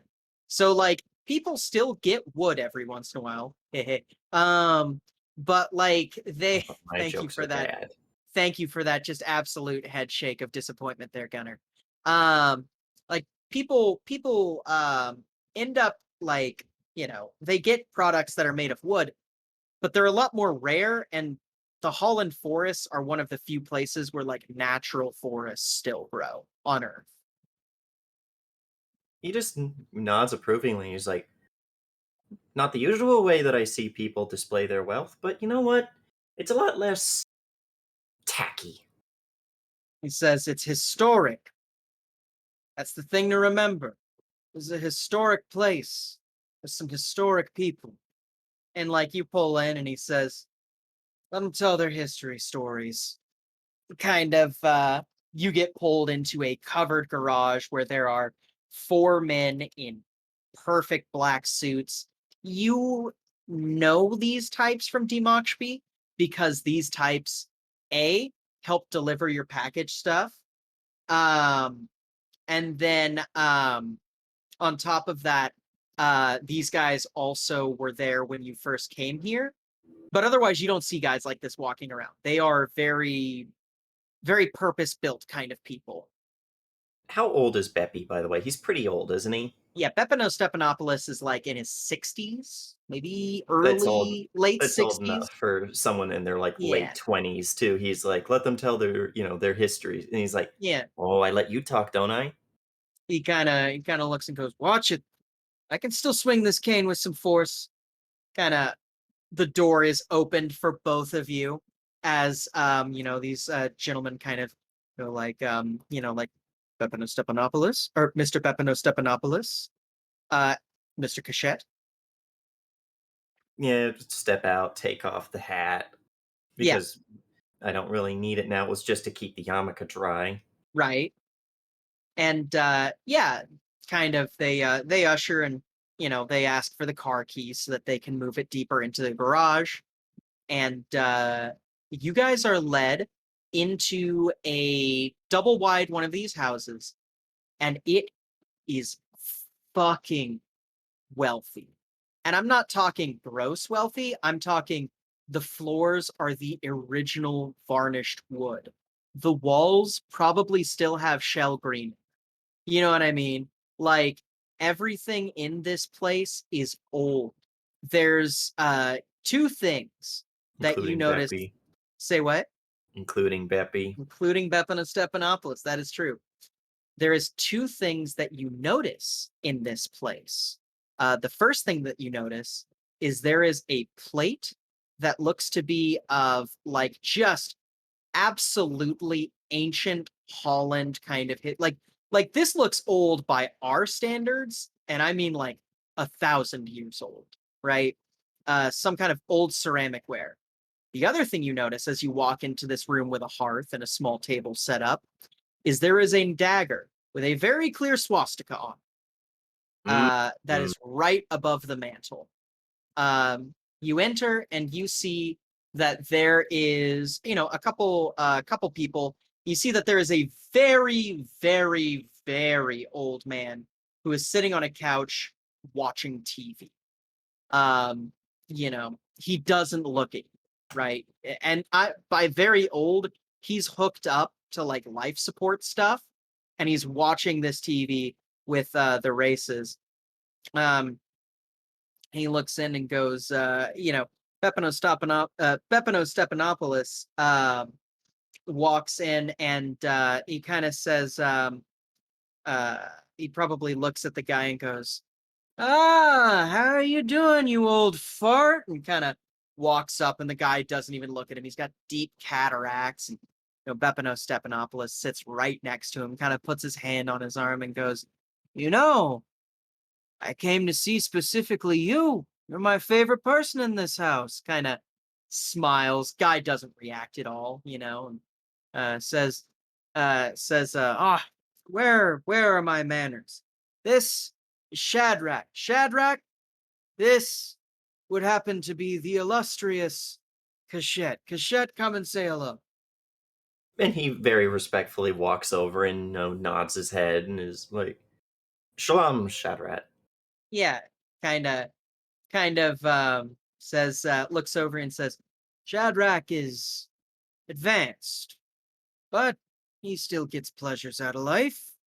Kind of points at the TV, and you see that there is the warm-ups for what is undoubtedly a very old set of footage from a horse race. Uh, and kind of as you have a moment to take this in, you see the person who you know is supposed to be here, right? You've seen pictures of him before. You see Chaim Fetterman walk in the door. He's an older gentleman, silver hair, takes very good care of himself, you can tell. But he is kind of, he's put together very well. He's got like this kind of sweater vest on. He looks kind of old school. I'm informally formal or formally informal kind of thing, and he's got this big smile, these perfect teeth, and he says, "Ah, it's a pleasure to finally see both of you. Please, please, come. You must be Cachette." And he kind of walks up and gives you this very, very warm, firm handshake. Yeah, I give him a firm handshake, but that's more because the fingers have Yeah. a grip of their own. Oh, absolutely. And he kind of shakes your hand and goes, "Whoa, maybe you should put some padding on those just in case you cut someone," and kind of gives you a slight wink. So used to not having the actual fingers on is that he like flexes them and it's more like Mm-hmm. Yeah, one at a yeah, time. absolutely.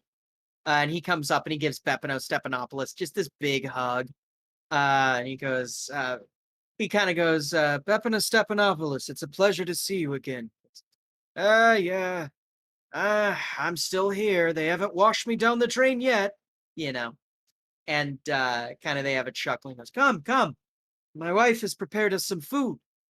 And you walk into the other room, and what is provided for you is just like an absolute smorgasbord of fantastic food. I mean, you have a couple like stereotypical traditionals, like you've got some like matzo soup and things like that. Probably some what do they call that bread? Shit.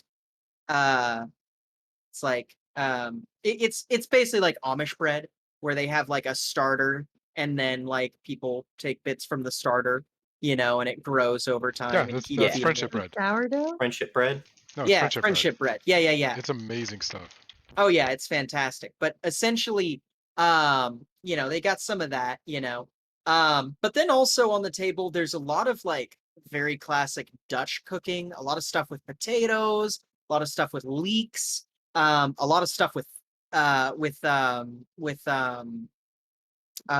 seaweed and stuff, like a lot of very traditional stuff, maybe some mutton on the table. And he says, please sit, and you see his wife, which is Jill Fetterman. She kind of like walks in and sets down another plate. It's like these like mashed red potatoes with whole skins in them and stuff. And she says, "Oh, I hope that you like them," as she kind of dishes up everybody a bit of a plate. Um, and yeah, the general tone of this dinner is very genial. You know what I mean? Hmm. Very like you could not tell that sitting in front of you are two of the most dangerous people in New Amsterdam. Uh, Hmm. More you would think there's someone's grandparents who have been very much waiting for their grandkids to visit, and you're a decent stand-in. You know what I mean? Yeah. And then probably you get the typical questions like, Cachette, is that your real name? No. It's a working name. I was told that it was good to have those when you come to a place like New Amsterdam. Kind of nods and goes, "So what's your real name?" And kind of holds his fork up and kind of points it at you in a very slight way. Elijah. Ah, Elijah, would you mind if I called you that? Whatever you prefer, and like calls him like by a very respectable honorific term in Hebrew because I don't know Hebrew very well. Yeah. And he probably says, please, please. Haim will work just fine for me.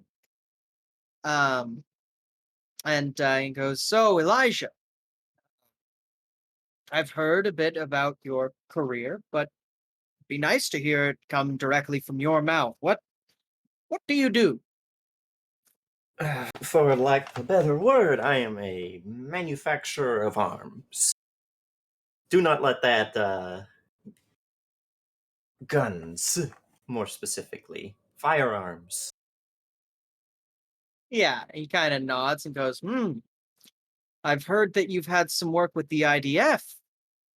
That's where I got my start originally. My mother and father are both higher up in the IDF, and when it came time for me to serve my few years, I was given the tests and everything. They decided you would do good in our modernization projects.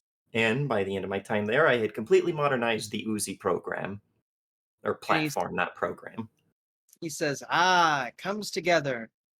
The Uzi E27. E must stand for Elijah. I thought that M25 would make more sense for modern, but I'm not going to say no to having my signature on it.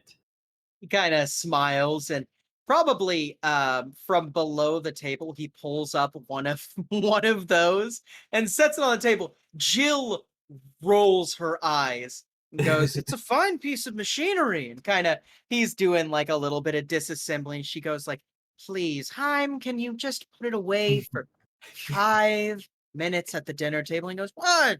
A man's entitled to his work and his work to be admired, is he not? Is that Kinda. one of Kashit's actual prototypes, or is that like a mass manufactured It's a version? prototype. He has an Yeah, then actual prototype. it would actually have his little signature somewhere on it, Yeah, inside it on one of the pieces. That one line from Proverbs. yeah.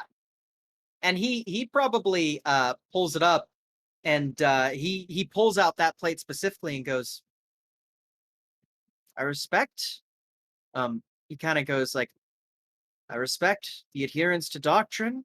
I respect the impression of importance of our people. And kind of puts it back down and kind of slides it back in and goes, he says, at the behest of my wife, my lovely wife, my queen, I will put this back. And he kind of holds it out. And as if he had been there the whole time, which he had not, some dude in a black suit at some point came in the room. You didn't see it Mhm. happen, and he just grabs the gun gently with 2 hands, has white gloves on, and carries it into a different room, kind of behind the area. One where you would assume that maybe an attachment for a kitchen would be. He Yeah. says, Elijah, do you understand the situation that we find ourselves in here in New Amsterdam? He nods and he's like, the place where I'm living right now, I'm working with someone who's not high up on the totem pole, so to say, but has Hmm. been making moves within Amsterdam. I know the recent events and how important they have been. Kind of nods and says, just to let you know, there might be more to this city than you think.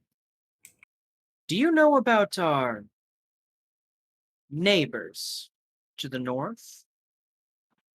Would I have had time to look up stuff about Nord? I mean, that depends on you, sure. I mean, probably on the flight in, you would have gotten some kind of sit rep. Bepano Hmm, Stephanopoulos should have, or surely would have told yeah. you about them. The United Front? Kind of nods with a grimace. And yeah, Bepano Stephanopoulos and Jill both kind of look at both of you. Bepano Stephanopoulos says, well, I'm full. I think I'm going to go watch some races with the only interesting person in this house. Kinda, Chaim kind of waves him off without even saying anything. Jill kind of says, "Honey, perhaps this speaking would be better done in the other room." Says, "Okay, I understand the holiness of the kitchen. Not to make sure that we bring bad spirits, fine." And he kind of stands up and says, "Do you drink?" Personally, I do not partake, but I will never infringe on anyone else's ability to partake. Kind of nods and says, come with me to my drinking room.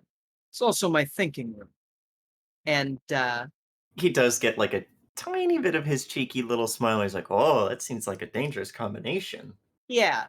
And you walk into this back room where it is apparently supposed to be a kitchen. It is not a kitchen. It leads to a very luxurious trophy room. There are some animal heads there that must be ancient at this point. At the latest, these things had to have been hunted in the 50s. You know what I mean?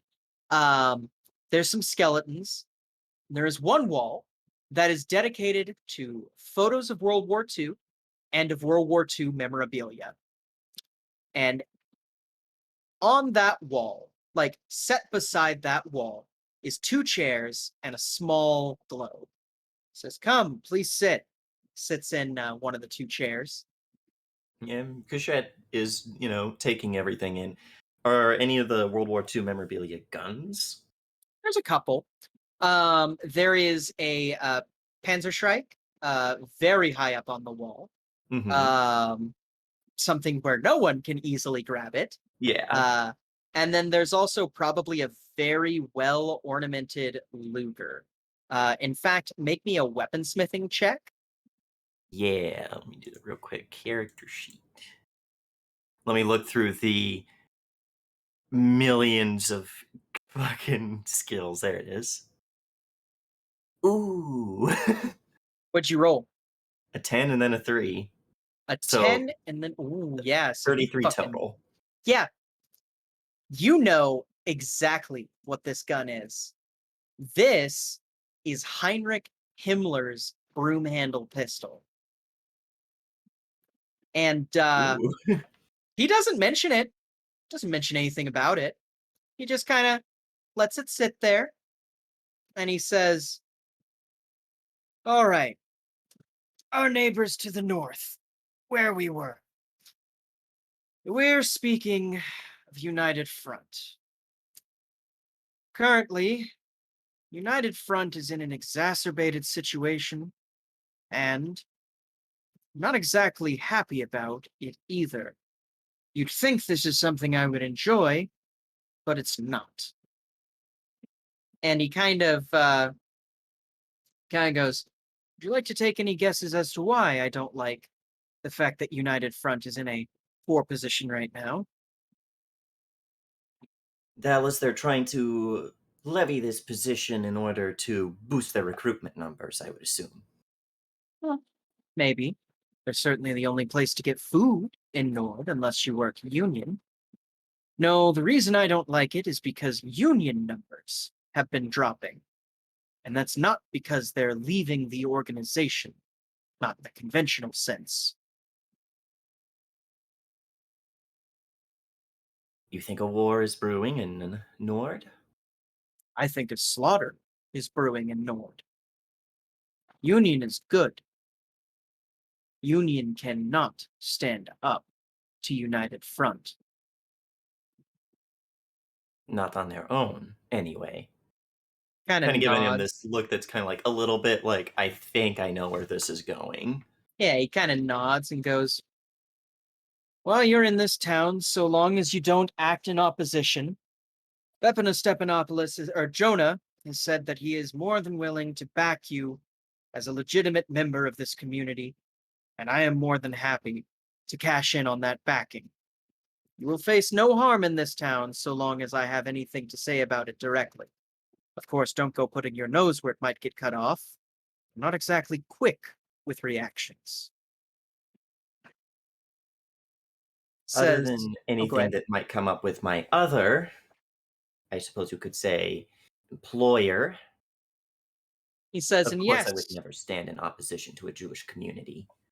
He says, yes, I've actually wanted to talk to you a little bit about that. You are working with Lucky, and Lucky is becoming a very important person in this city. It would be very, very fortuitous to have somebody near Lucky who understands the importance of community. He probably thinks on it for a moment and then, like, reaches into his coat pocket and pulls out a little notebook. He's like, on the topic of our enemy to the north, and he hands the book to him. And if he opened it up, Yeah. it's got like notes from like shipment numbers, and then it has numbers after them. And he's like, Mm-hmm. I keep this. Anytime I sell guns, I say, if you kill someone like someone from United Front, any group that speaks like them, that thinks like them, you tell me. And And he looks. this Okay. book won't be finished until that number is at least 6 million. And he kind of scratches his chin for a second as he looks over this book, looks it up and down, nods approvingly, and says, and closes his book and says, well, I can certainly assure you. And he hands it back to you. In the coming times, if we were to happen to acquire some of your hardware, your book would add a few chapters.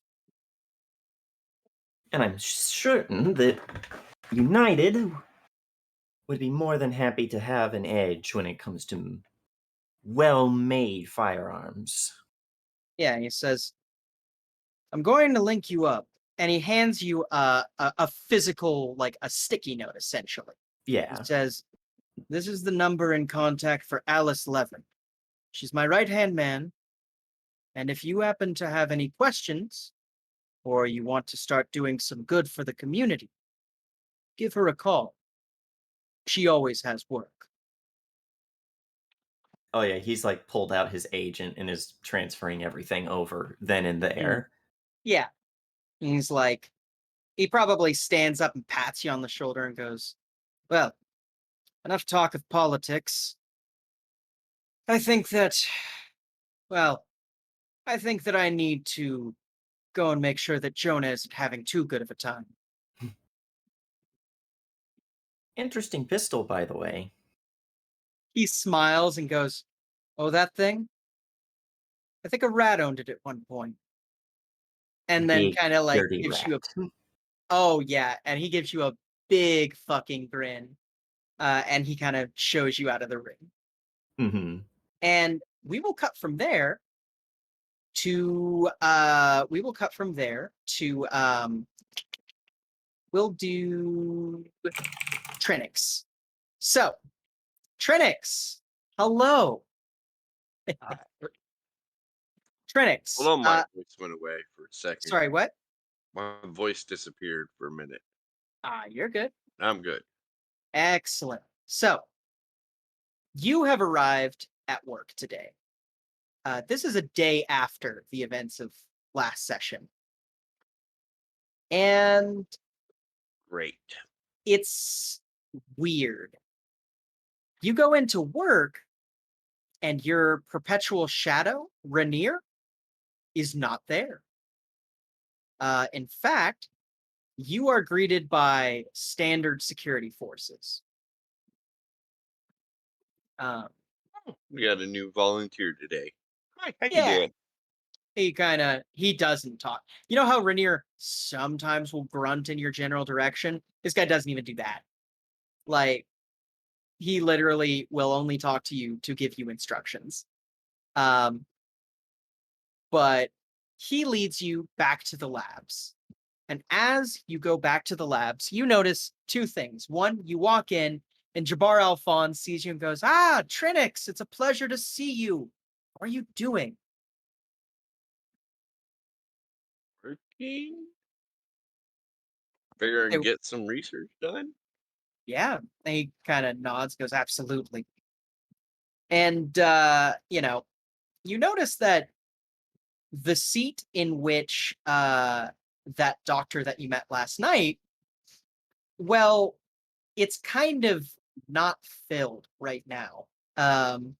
He's not there. There's a couple other research fellows, but let me give myself a refresher for his name. Dr. Heavey is not there, right? He says, excellent. I've got some interesting numbers, and matter of fact, I want you to see something, Trinix. You want to see something interesting? I like interesting. Sure, Kind let's of, go. yeah, he kind of smiles, and it's like, all right, kind of starts leading you, and you get led down a couple hallways that you haven't been down before. They're nice, they're nice carpeted hallways. They're very, very standard kind of vibe. It's like it's like when you walk through the hallways of an office building that are empty. They have that kind of eerie feeling, but there's nothing actually unusual about them. It's just the fact that there's no people in it that makes them eerie. This kind of liminal feeling. Yeah, yeah. But he kind of starts walking, and as he goes through there, you see a couple steel doors on either side, and they are labeled with some certain things that might, some certain things that might interest you.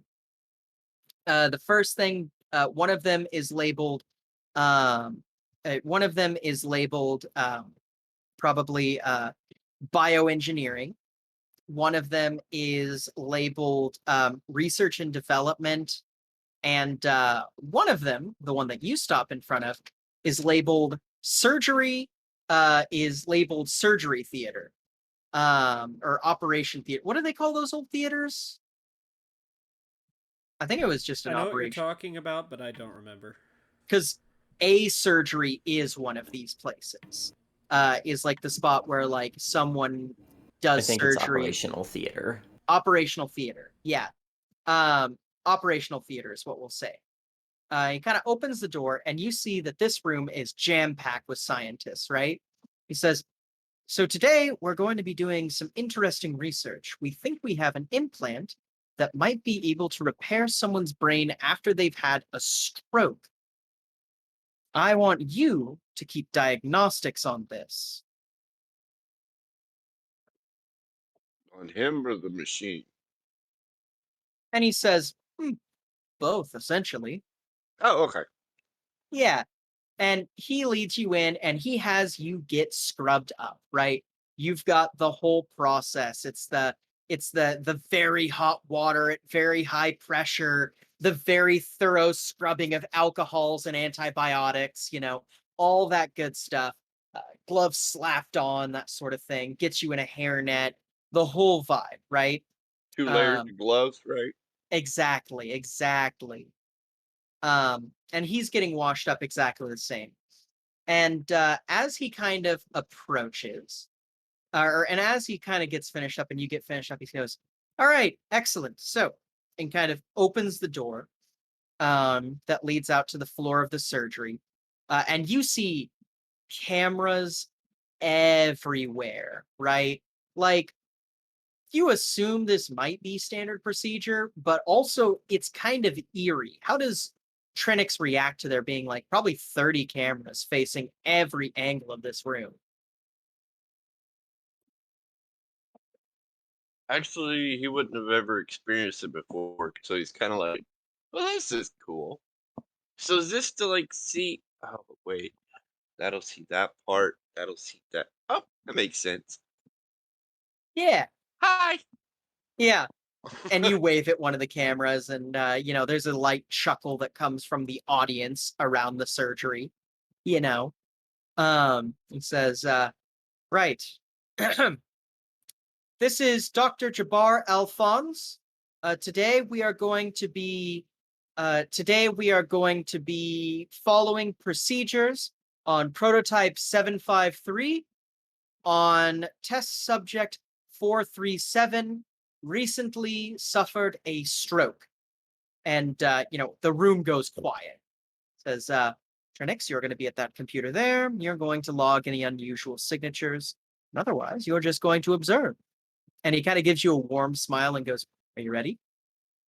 Yes, sir. I can go to Kind the of computer nods. and log in real quick. Oh, yeah, absolutely. And it's all ready for you. And he goes up to the table, and it appears that the person on the table has been covered, not with like they've been covered, they're alive, but they've been covered with a sheet, you know? He moves the sheet, and you see, surprise, surprise, you see Professor Heavey. His skull cap is exposed. It does look like he has had a stroke. Half of his face is very at rest, while the other half of his face appears tense. And he says, all right, we are going to begin. And first question is, do you have a reaction to that being Dr. Heavey? Like, all right. This should be easy to gather data. You'll be all right. Ha, ha. You're an actual psychopath. Shit. I love that. So, I'm moving his bed and his belongings from his room outside in the back. We'll put it in a little cardboard box and we'll duct tape the top of it so when it rains, it doesn't leak. Yeah.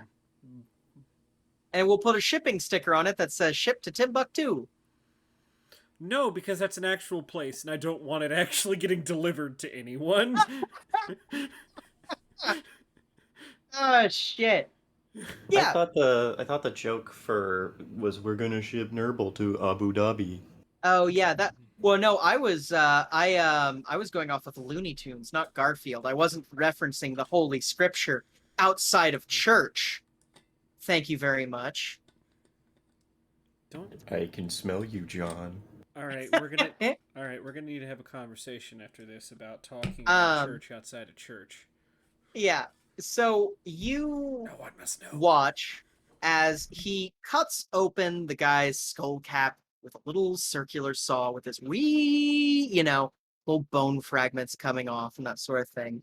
And some forceps are inserted to kind of pry the skull open a little bit. It produces a small vial that is on the end of like a little needle gun. Puts it up, you hear just this, as it's inserted. The second this implant is inserted, by the way, immediately huge spikes in the dude's brainwaves, right? Record that data. Be like, okay. Yeah. He says, all right, now we're going to do a few receptiveness tests. Kind of takes a small little probe, starts poking little bits of his brain with it. Very light touches with some sort of maybe electric stimuli. You see his fingers are kind of moving and his feet are kind of moving. And then maybe you see that his chest kind of heaves up a couple times. He goes, all right. And the limbic system is responding fine. Interesting. We have no latency issues. Well, this prototype is looking good so far, if I do say so myself. Not to jinx anything. All right, excellent. Now we are going to begin full ambulatory tests. And he kind of looks at Trinix and goes, this is where the most of the work is going to be done. Kind of looks at you expectantly. Got you, dude. Yeah. And which, by the way, again, there is a chuckle from the crowd as you say, gotcha, dude. You are a delight to these scientists. They have no idea what to make of you. You are the opposite of academic in the best way. But yeah, he kind of says, all right. And he pulls out a little remote and presses the remote. And clearly what was supposed to happen did not happen, because you see his arm fling in like a strange direction, and you can tell immediately, oh, he just broke his own shoulder by moving it so hard in the other direction, right? Just this sickening crunch. And the audience kind of, they have a little gasp, and he goes, right. Well, clearly that was and Trinix, go ahead and make me a medical roll of some kind. Probably the one that you had, the med tech roll.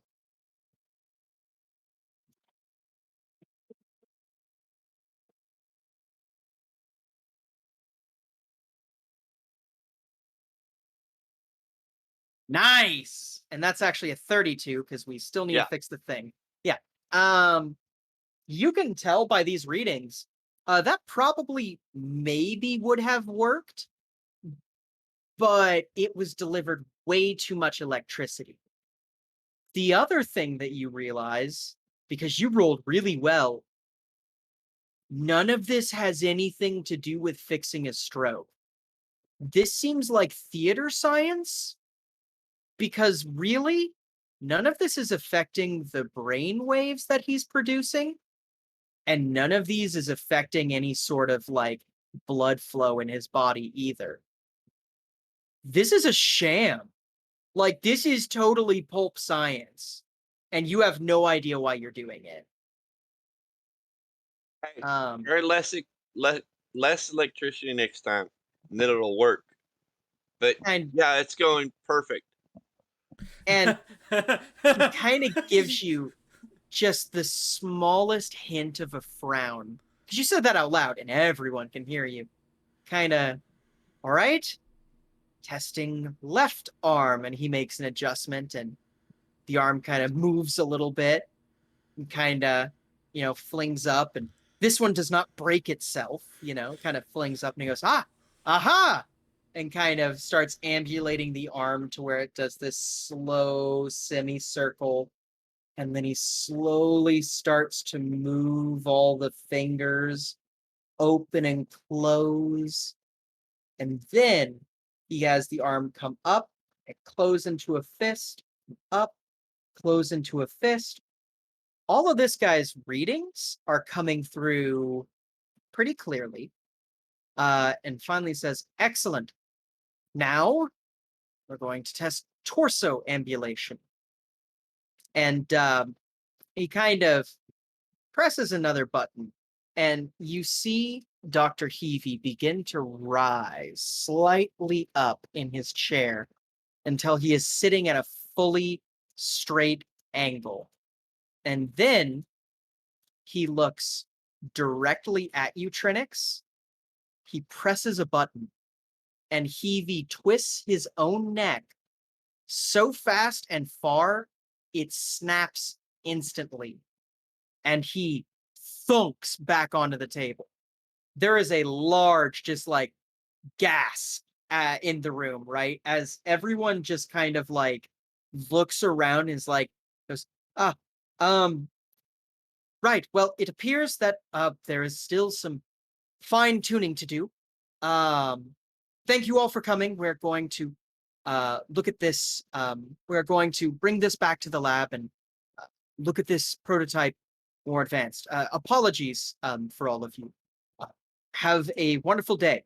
There will be questions open on the standard question forum, and the readings will be recorded there as well.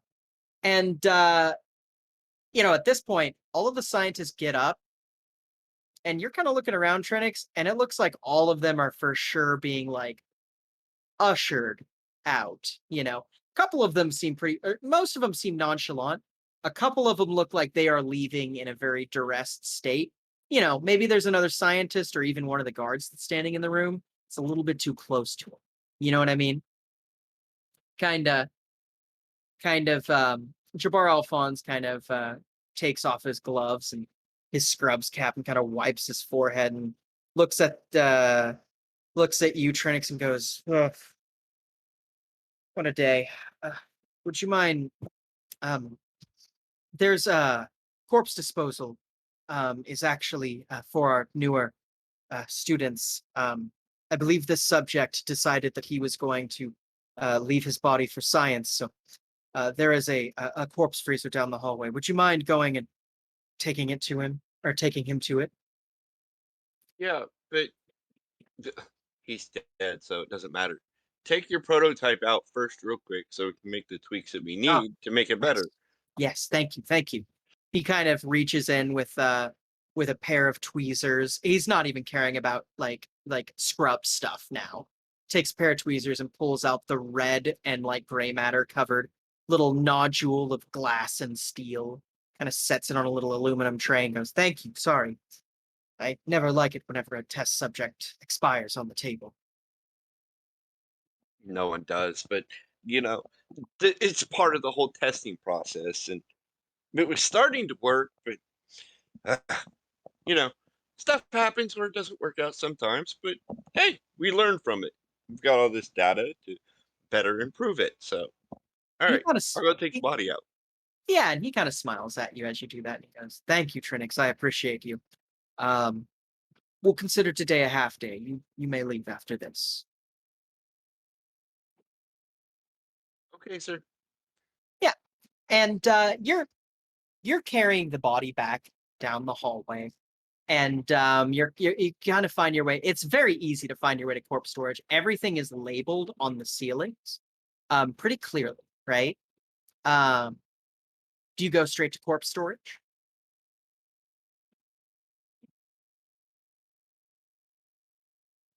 Is that one dude, security dude, following me as I take it there, or not? Uh, he is. I think he stayed in the room with yeah,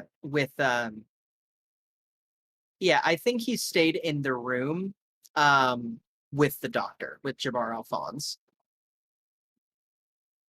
Okay, so I have a few minutes before the body starts to really stink.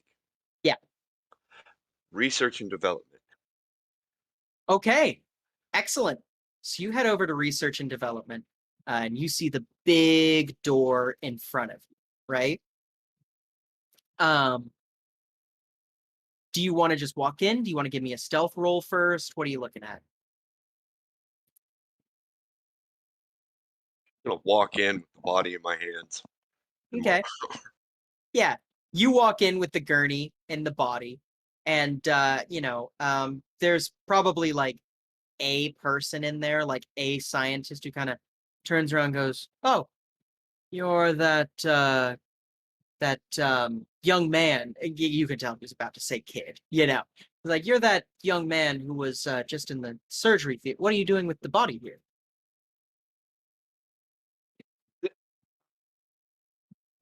This place is so confusing. I'm still getting used to where everything is. The Make me students, they're supposed to get this. Yeah, Apparently, I made the wrong turn. and make me an awareness notice check, because this is a very clever move.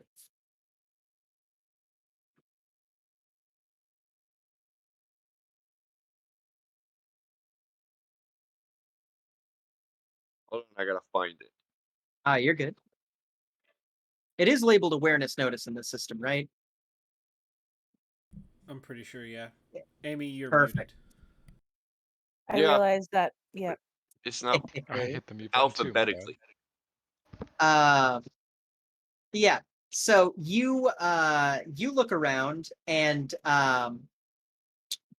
as you kind of look around, you notice three things. First thing you notice is there is some sort of helmet on one of the desks. You also notice that there is a big glass tank behind a kind of curtain. You can't see the full tank, but you can see the very top of it. The top inch has this kind of blue goo in it. And I'll just give this to you because it's been a while, and you also have this in the storage at your place. This looks like that coolant slash solvent gel stuff that you have back at your base. And the third thing that you notice is there's like 8 or 9 containers of Reynolds wrap just laying around, like aluminum foil, just like laying around on one of the tables. And it's at this point the scientist kind of goes, "Oh, apologies. Let me help show you to corpse storage." And he kind of stands in front of you in the gurney. Oh, God, thank you. I think I made a wrong left, He kind maybe of nods. right. Oh yeah, he kind of nods and goes, "Oh yeah, let me show you. It's fairly easy to get there." And he starts to lead you out, and he's making small talk. And probably the thing that strikes you most is he goes, "You know, you did really well in there. You took some great metrics, but one thing I'd be careful of, getting lost in these hallways is, well, it's a little dangerous." And then he kind of looks at you and he pauses for a second, and then he goes, I mean, of course, these hallways, they're so big. We've got all sorts of prototypes around here. If you walk into the wrong room, who knows, you might get disintegrated as soon as you come in. And kind of gives you a big, goofy smile. I'll get superpowers and become a big blue dude or something. We'll see. He kind of, You will become the Blue Man Group. oh yeah, I can't wait to see you hitting drums made of paint. But no, he kind of leads you into cold storage, right?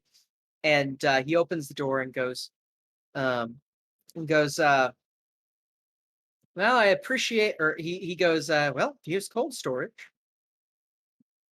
Thanks for your help, dude. He kind of I'll nods. remember this. Absolutely. He kind of nods and he goes, listen, if Dr. Jabbar Alphonse ever has any issues with the way that you work or anything like that, you know, you might want to talk to somebody about moving to R&D. We've got some quite promising research here, but I promise I'm not trying to snipe anyone from any department. I've been accused of that before. I'm just being friendly.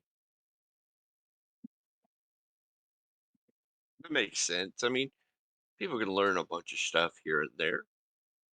I'm focused on one thing now, but if I get done with that, maybe I'll move on to something else. Yeah. Never know. Yes, Could have Rowan. also said, well, that's okay. My other boss, she gets accused of sniping a lot of things. Ha ha ha ha ha. What can I say? I acquire I talent. rarely miss. Yeah. And as you're kind of walking, your security guard has still not caught up with you as you kind of bring this guy into cold storage.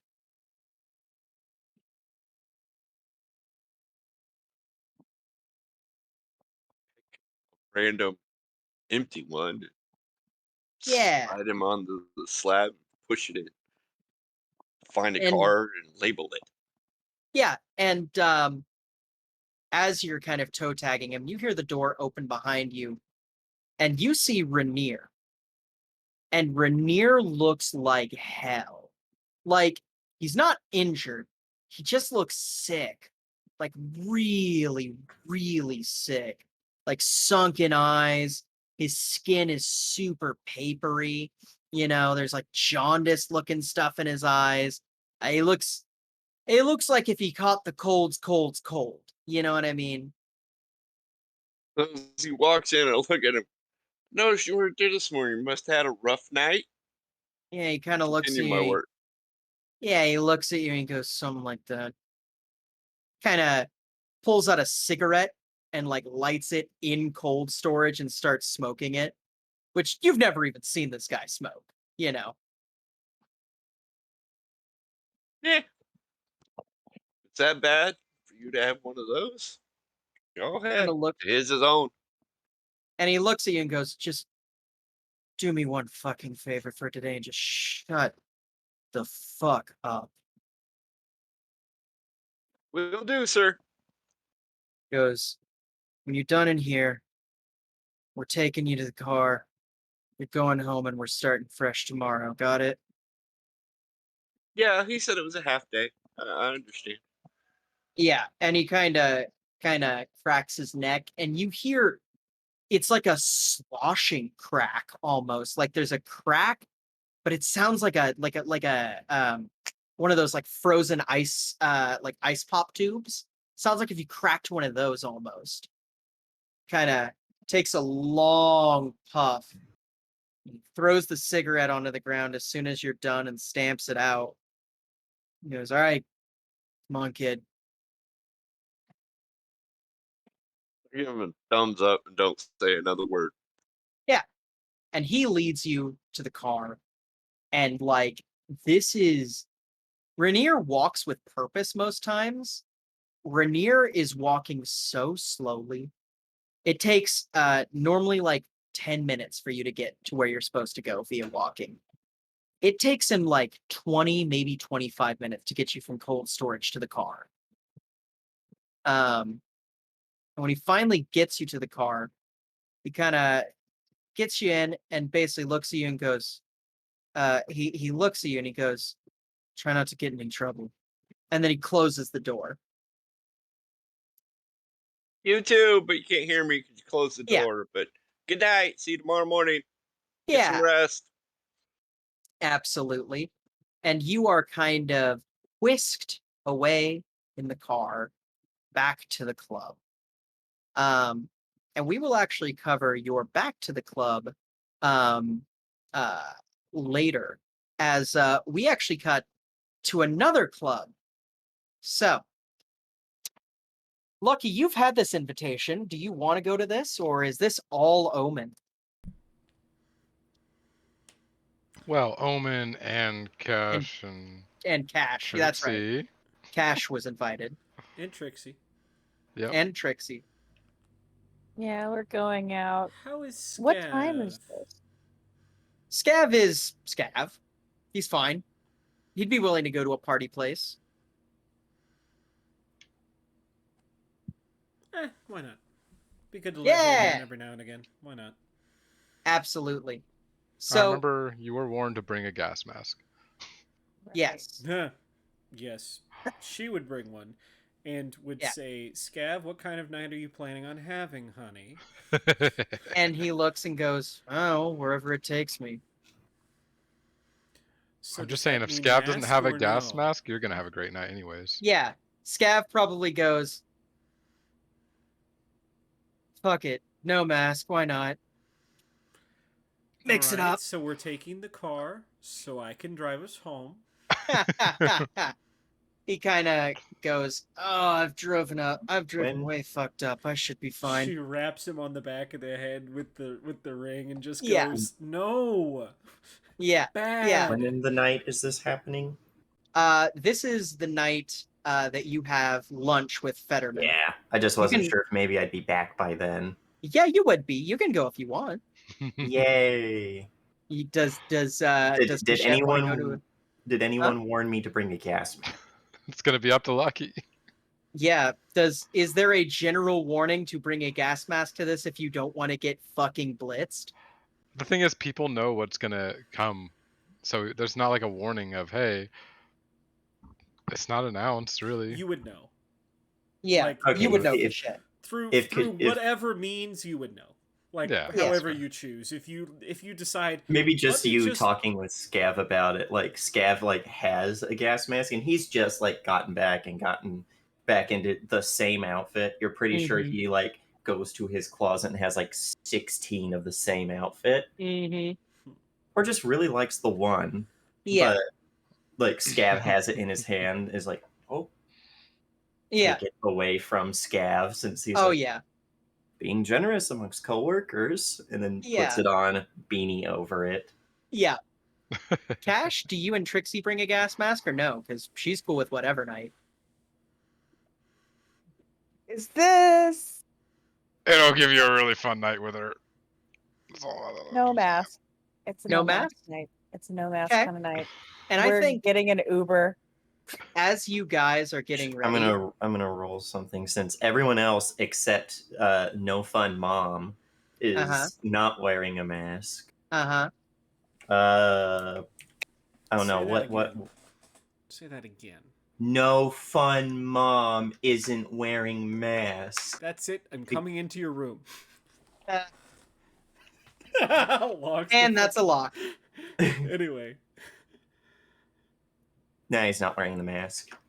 Oh, Kashet's not wearing a mask? He's like, why the hell would I need to wear a mask at a club? Throws it into the back of the car. And as you're kind of all getting ready for this, you hear footstep, clunk, footstep, clunk, footstep, clunk. Coming down the stairs, you guys see basically as if nothing had happened except before his leg getting shot off, you see fucking where's my NPCs? I've forgotten his name. Felix, thank you. Yeah, you see Felix with the cyber leg on one and a normal leg on the other, high heels, bright pink skirt, cut off top, heart choker, like short cut blonde hair, clean shaven. Is this my mysterious roommate whom I've never seen? Or not roommate, neighbor. Yeah, and he goes, "Oh shit, I didn't realize they let anyone work for Dread Pirates." And then kind of grins and listen, I'm quite, pops it off, tosses it, catches it. Handy. He Felix, rolls his eyes. It's good to see you. Ignore him. Like you, there is more than meets the eye. But I digress. And he goes, "Hey, I was hoping I could come with you guys, but I wanted to talk to you before things get nutty, Lucky." Of course. Here or in private? Of course. And before he leaves, go ahead. Oh, before he leaves, I am immediately gonna take his face, just kiss him on the fucking lips, like you fucking did it, and then just not. And he like looks over and goes, "Bitch, you have a girlfriend," and then looks over at her, at Trixie, and sees the ring and goes, "Bitch, you got a fiance?" Yeah, We're talking about this. We're talking about this, but not right now. Give me one sec. Okay. And you know, kind of leads, kind of goes over with Lucky to a more private area. Yeah. Probably says, "Hey, so it's good I've been to doing... see you." Thanks. It's good to see you too. I've been doing a lot of thinking lately. I know it's been a month, and well, I think I need to retire. Not from the club. I want to help in any way I can. I actually was gonna ask you if you needed any waitresses, but I don't think I can do this anymore.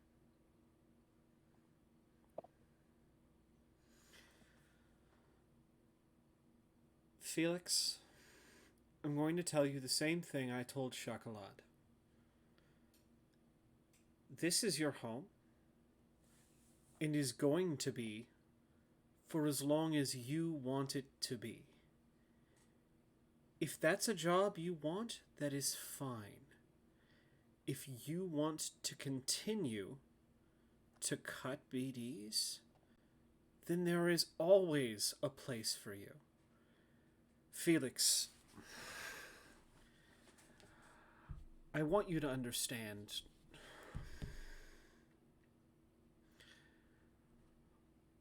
What happened out there was nobody's fault except my own. At the end of the day,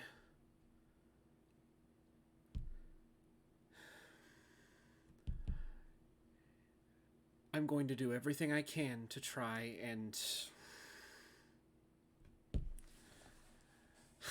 This isn't the right place to be saying this, but I am sorry. And there are tears welling up in his eyes, and he just, before you can say anything else, he just gives you this just super warm hug, you know, like he's just like, and like he starts crying a little bit, and he's like, it's not your fault that it happened. Huh? Yeah, she hugs him back. Yeah, and he's like, it's not your fault that happened. I was just so scared you'd be mad or something, you know, and like, yeah, and he's like hugging really tight, you know. I could never be mad at my favorite cat boy.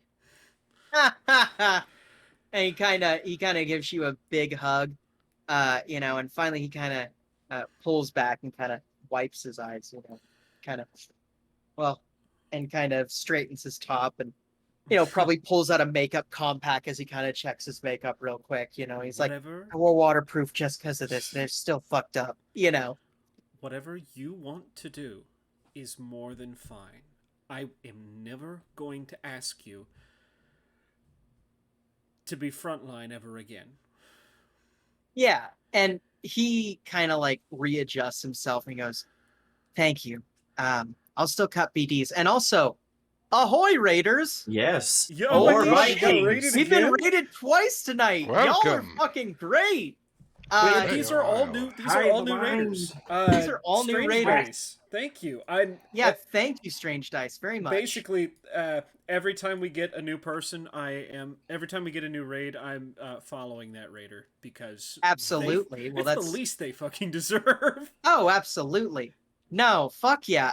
You guys are catching us doing New Amsterdam, which is About to my get cyber. weird. It is about to get really Oh. fucking Oh weird, my guys. god, it's about to get so fucking weird. We're Just not to remind normally this everyone, horny on And we main. got a yeah, follower. just hell yeah, Thank you, thank Hidden you for Squidist. following. So And Turbo just to let you, Skeletron. I'm sorry, that was 2 hours ago. I hope you're still here. holy shit, yeah. So just to let everybody know, Awkward. one, we're getting to the tail end of the session, but please stick around for the end. It's very exciting. And Surreal Grassy, I believe is how you Yes. want that pronounced. Thank you. Thank you very much. Gracie, I think. Gracie. or Man, Grassy. I'm Apologies. sorry. Actually, We're I've got actual tears in my eyes right now, so I can't see very well. Oh. Yeah, yeah. And, So, I was other thing. the last thing I was gonna tell Felix real fast. Uh The huh. one thing I do want him to do: Uh huh.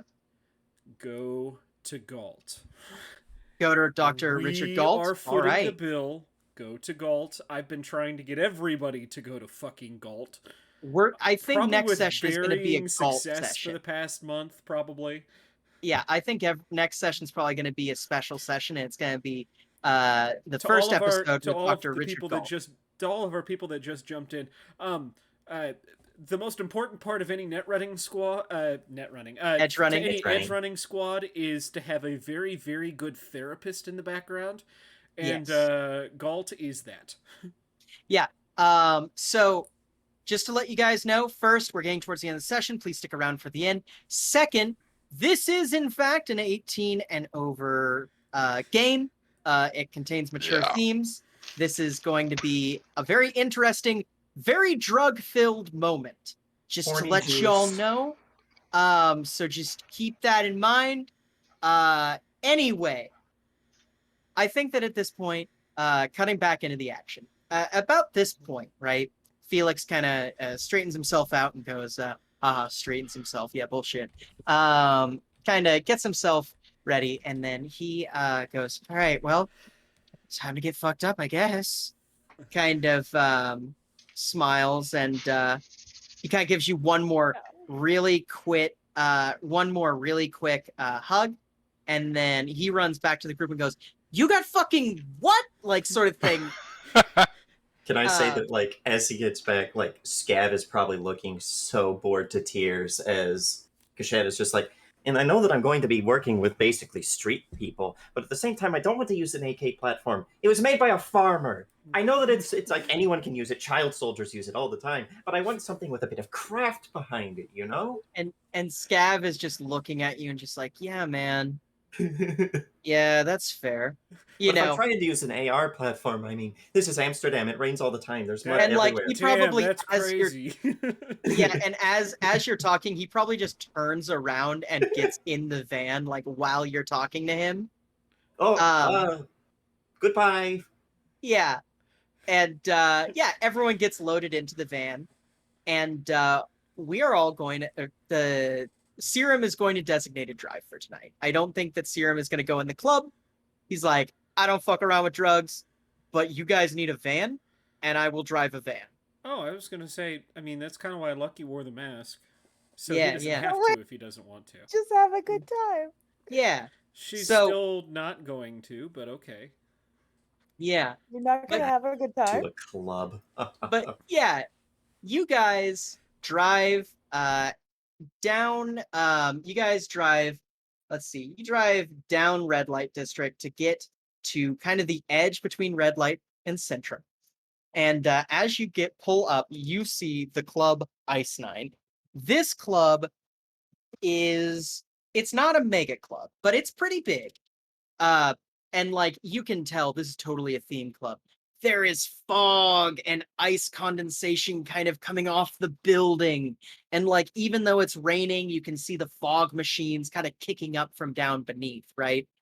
You are at the front, and as you're at the front, you probably see Jeffy on his fucking phone, just like, talking, sees you guys come up and goes, "Oh shit, hold on, yeah, no, fuck off, I'm not talking to you. No, fuck off, I'll talk to you.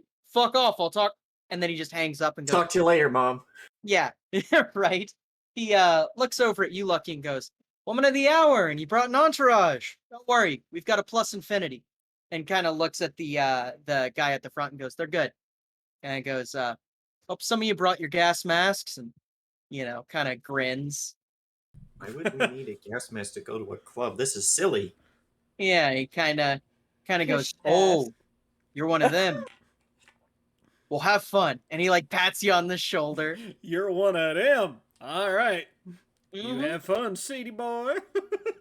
Oh shit. And City boy. yeah, I think it's the So- opposite of City Boy. That is yeah. fair. Now, That's fair. so you guys walk into the club, and this club is phenomenal, right? Everything in this club is made of ice. The bar is made of ice. The only thing that's not made of ice, by the way, is the floor and the actual structure of the club. But like the bar is made of ice, the glassware is iceware, the tables are made of ice, the seats are made of ice, and like everything has this kind of gothic theme that's carved into the ice. We're talking like a crying swan is the current ice centerpiece on the dance floor, right? But when you're looking at the stage, you see that the stage has a big throne made of ice, and then there's a sword sticking out of a block of ice in the very center. Oh no, it's just a block Um, of ice. Huh? There's no sword in there. I have the sword. Oh, it's just a block of ice. Gotcha. Oh yeah. Yeah, there's just a big block of ice sitting on the stage in front of this throne, right? Um, and yeah, what are you guys doing when you enter this club? There's probably about 10 minutes before the show starts. Oh, Shit has no fucking clue what to do in a club. Part of the Oh. reason Lucky is not going to have fun here is because to her, clubs aren't entertainment, clubs are business. So Yeah. she Oh my can't That is a help. good point. She can't help but look at everything that makes this a business and judge it. Hey, Is there- make me a streetwise then, Lucky. Is there any like edge runners around who I could be like, "Yo, you want a gun?" No. You wanna No. play some guns? Yeah, or No, anyone I this is could a- be like, "You want a gun? Yeah, Buy my Jesus guns." Christ. Can I roll above a 4 today? it's still good. First things first, you can tell this is a Twilight Club or no, this isn't a Twilight Club. This is a independent club, isn't I it? was going to say this No. is an Yeah, independent, this is the one but if that I was remember independent. correctly, this is one of those that is being like courted by yeah. one of the Yeah. other. Well, first things first that you notice that there are both Twilight and Skintles represented all over this club. For You our like look viewers, around. Twilight and Skintles are two big corporations dedicated to nightclubs here in the city, and they're kind of competitors. Continue. Do they need Oh guns? yeah. So yeah, you see that there's a couple of those. You also see that there's a couple of the Vices in here. Vices being the gang that control clubs for the viewers. That control the clubs of Red Light District, rather. But yeah, you see that all that's going on, right? As for what is Trixie and what is Trixie and Cash doing? Okay, so we're excited and we're Mhm. giddy like schoolgirls and we know Mhm. what's gonna happen and we're already like planning our night. Yeah, And I want Felix involved, but not in the night portion Yeah. of the planning, Oh, just in the yeah. giddiness of the moment. Oh yeah, and I mean- Felix is totally Unless like, he he wants to probably- be involved, that's fine. I don't care. Does that mean that Cachette is like the sad hanger on to like these three know what they're doing and are having fun? He's just like insert nerd fucking Serum. emoji. Oh. Serum is probably with you, and he's got a gas mask on as well. And he's Serum's got a gas mask on, and he like looks over you and goes, "First time in a nightclub?" No, I've been in that one. Pointing back home. He goes, "First time in a not owned by Lucky nightclub?" Hey, you don't know how many nightclubs I own. Define nightclub. Here's Kaz, He kind of fuck. just looks at you and goes, right. So, you drink? No, You dance? not well, but I can. You have a partner? Oh, You want one? whatever Yahweh thinks is best for me. Yeah, you're not cut out for this place. And he just goes, just try and have a good time. Like, don't think about biz at this point. I mean, always think about biz, but like, don't think about biz. There's no one Just- here who's interested in my biz anyway. Yeah, well, I wouldn't. And he kind of he took it the way that you didn't mean. Kind of like pauses for a second, and then he just thinks better to not say anything about it. And he goes, "Well, worst comes to worst. If you need any help, I can follow you around and hang out, and we can just look at everyone else and go, man, isn't that weird that they're doing that?"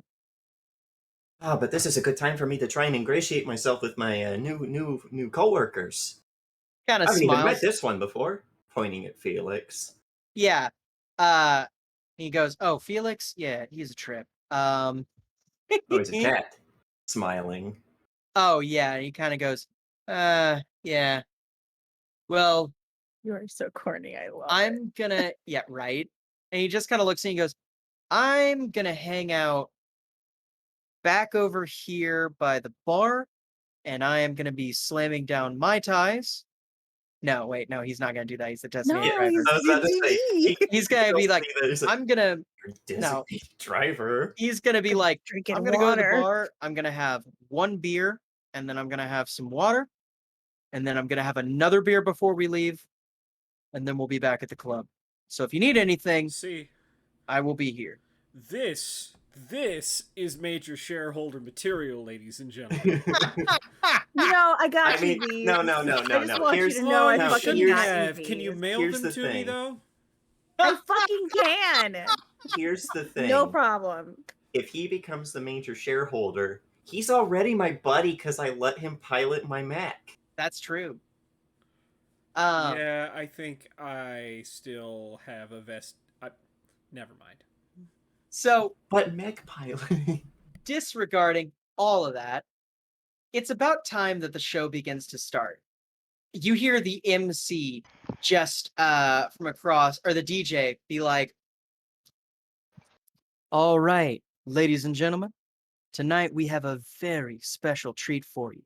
We are talking the King of Kings. We are talking the Blood of Bloods. We are talking about the absolute most, or MVP, or wait, we're talking about the VIV, very important vampire. We are talking about Omen, ladies and gentlemen. Are you all ready for Omen? And you hear like across the crowd, Vampires. and then it's like, are you all ready to get fucked up? Like, That's when we scream. yeah. Yeah, Huh? like we fucking scream for the fucking get fucked up part. Like Oh, we're just yeah. like, Look to the that's why other we're here. three and go, what did he mean by that? Yeah. No, what did he mean by that? And Omen, your music begins to play. Yeah. What did he mean by So- that? Yeah. So like Omen, the lights. what does this look like? Oh, the lights just go dark, and then they just like kind of the spotlight focuses on that altar, and it's just Owen's voice. It was no. He goes, "Bare your necks and prepare to accept my love," and then just from the ceiling, all the way up in the ceiling, he comes falling down, holding the sword in both hands, and just cuts right through that altar. The sword just crunches all the way through all the ice, sending it just scattering about. It's probably hitting a couple people in the faces. Whoa. And Is he's that gonna what he leave. meant? And the music's playing. He's gonna leave the sword embedded in the ice, and then just sit on the throne as like the music builds up. And then once it gets to his time to sing, he's gonna shoot up with unnatural quickness. Yep. And just start rocking out. So the first song is just gonna be him just rocking out. People are having a good Oh, yeah. time because they're here for the show. Once Mhm. the good part happens, the show is not going to be what they're here for. Yeah, So, yeah. so yeah, it's a good show. I can roll performance even. Hopefully, it's a good show. Yes, God, please after roll last performance. time, where is it? Where's my character sheet? Fic. Oh, I had to open it up.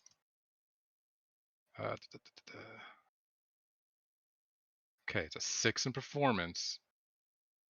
There we go. That's much better. There you go. Yeah. No, you put on a hell of a performance starting out. Yeah, you rolled a 6, or not a 6. You rolled a 17 total. So yeah, no, you've got the crowd going pretty good. And I've got this this huge trench coat on, like this black vampire looking trench coat. Mm-hmm. And like as the second song starts off, it's like a more well known, and it's what people are expecting. They hear this song, they know shit's about to happen. And he's Mm-hmm. gonna reach up and grab the edge, the collar of the trench coat. You know when they fling it off their shoulders? Very Uh, anime. yeah, and that's gonna Yeah. be where the release lever is. As he Yeah. flings it, the grenades are gonna fly out from underneath the trench coat into the crowd. What the And everyone dies. No. Yeah, And the end. everybody dies. Slap, beat that. No. I have Yeah. to admit that's some craftsmanship right Oh. there. Performance. And then anyone near one of them is just pink smoke just starts.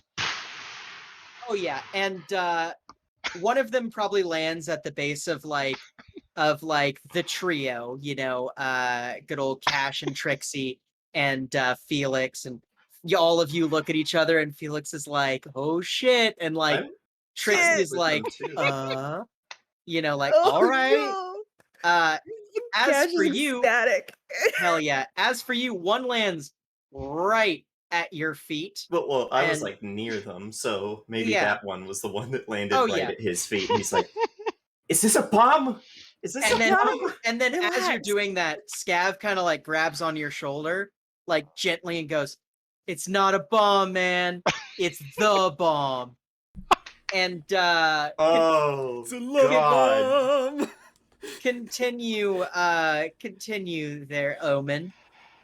Yeah, he's going into the song, and this fog is slowly filling up the room, and it's just, I don't know. Technically, you can roll a resist torch or drugs if you want to try to resist it. I don't know what the DC is. I tried to look up how to determine DCs. There isn't any. We'll So say I don't that know if there's a it's. DC 14. Oh, I will that's not easy. be resisting drugs. That's That's gamble.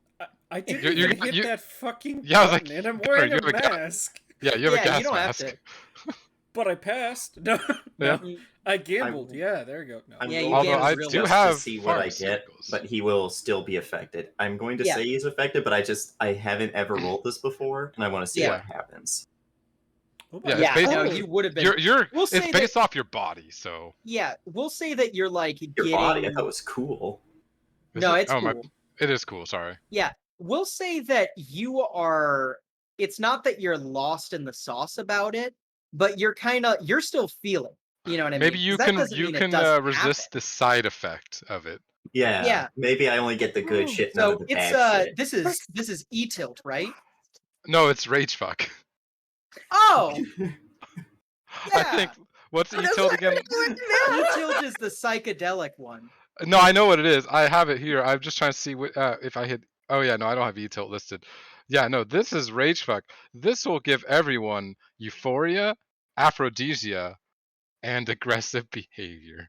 It's basically like fucking aerosolized Horny Molly. juice. But Horny but juice. stronger. I mean, it's kind of like metholy. Uh-huh. Ollie, yeah. Uh-huh. Yeah, That's yeah. why we It's do not not wear masks. addictive. Meth It is DMA. MDMA, but the specifically- first M stands for meth, and the second M also stands for meth. This is a Right, specific right. higher brand kind doesn't have the addictive side effect. So Yeah, and Oh, that's good. why it's popular for my parties, is because you don't have to deal Yeah. with getting addicted to this shit. so I will just artfully describe that the dance floor becomes less of a dance floor and more of like See? It's messy. It's It- an orgy! Oh Yeah, it's an no! orgy. They The the dance floor- janitors. Yeah, the dance floor fucking opens up, and like It fucking That's those not of you all it opens affected, up. yeah, for those of you affected, like it is very cold in this place. Not anymore. You're feeling warm. You know what I Yeah, mean? yeah. You Why is better it- take his shirt off. It's Why is it so going. hot in here? Yeah. Am I dying? Exactly. Am I dying? But don't worry. So this is not a long-lasting drug. That's going to be 7 minutes of this. It's just Yeah. going to get people essentially in the mood. They're probably going to continue after God, it wears I can off because fucking they're already Oh, in yeah. the act. I can fucking see Yeah. it. It's the song that goes. Your song title: 7 Minutes in Heaven. Yeah, God, probably. that's No, it's good. 7 minutes in hell. Come Oh, on. I love that. Yeah, 7 minutes in hell 7 begins, and minutes that's in when there's Transylvania. So yeah, you have this fucking crazy ass, well, literally fucking crazy ass situation going. And as this is kind of going on, Lucky, you're kind of watching all this. Scav kind of saunters over to you, orders like 6 beers at once. Jesus. Like the bartender's like, I'm gonna give you 2, big guy. Like, that's Uh, ridiculous. No, You here. know. she fucking throws a kid stick down, and she's like, Yeah. he asked for 6, give him 6. No, we did not bring Trinix to the fuck club. No, we did not fucking bring we did Trinix. Yeah, not no, bring- no, we did no, not no, bring no, Trinix to no, the no, fuck no, club. no, no, Um, no. Yeah. No, and I'm just sitting here laughing about it. Thinking, God, yeah. that No, would He's in have the been car. We hilarious. left him in the car with all the windows up, and the AC is not on. No. No, Crack the window that much. That's what Yeah, we did. yeah. It just We left It- Kids Pop on. It's okay. Yeah. Kids listen, pop. we're like the Beatles. It's okay to leave a medic in a hot car. Aww. But no, so yeah, No, anyway. she's like, no, he's good for 6. Here, he's with me. Yeah.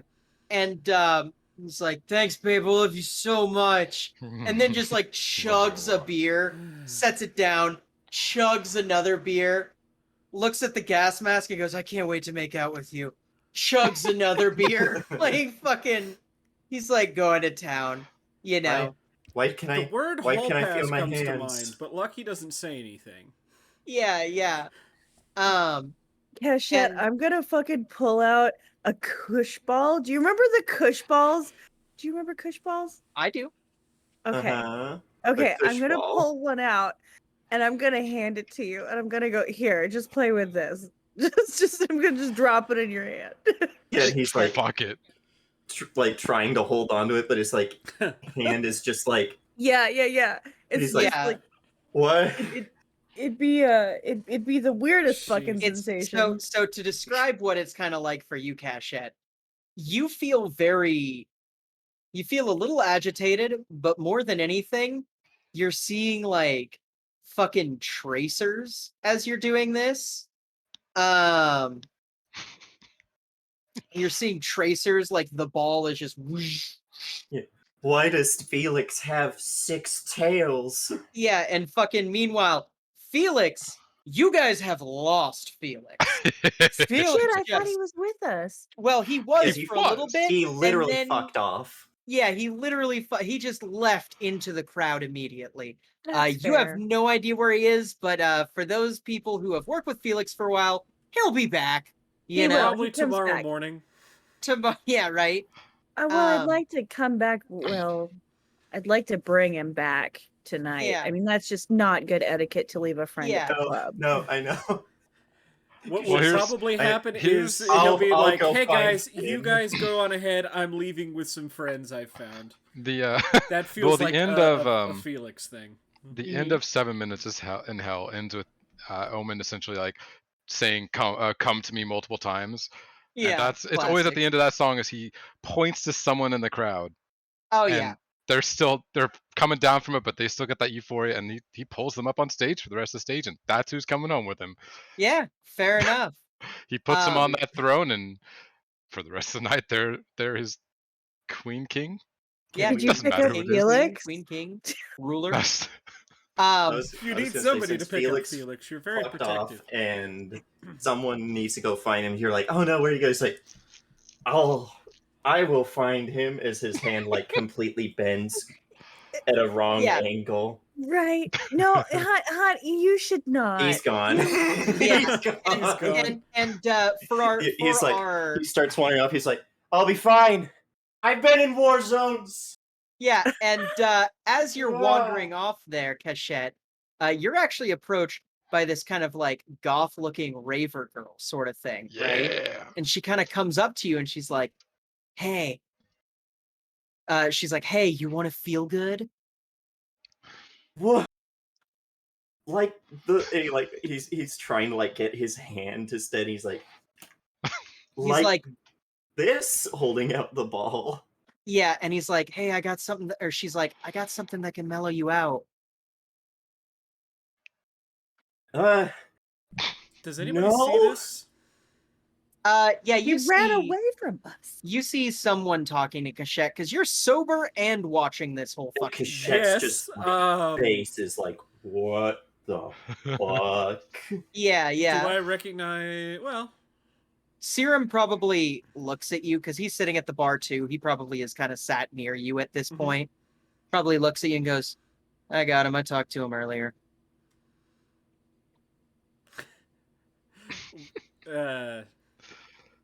Hold on. Is it? What is it?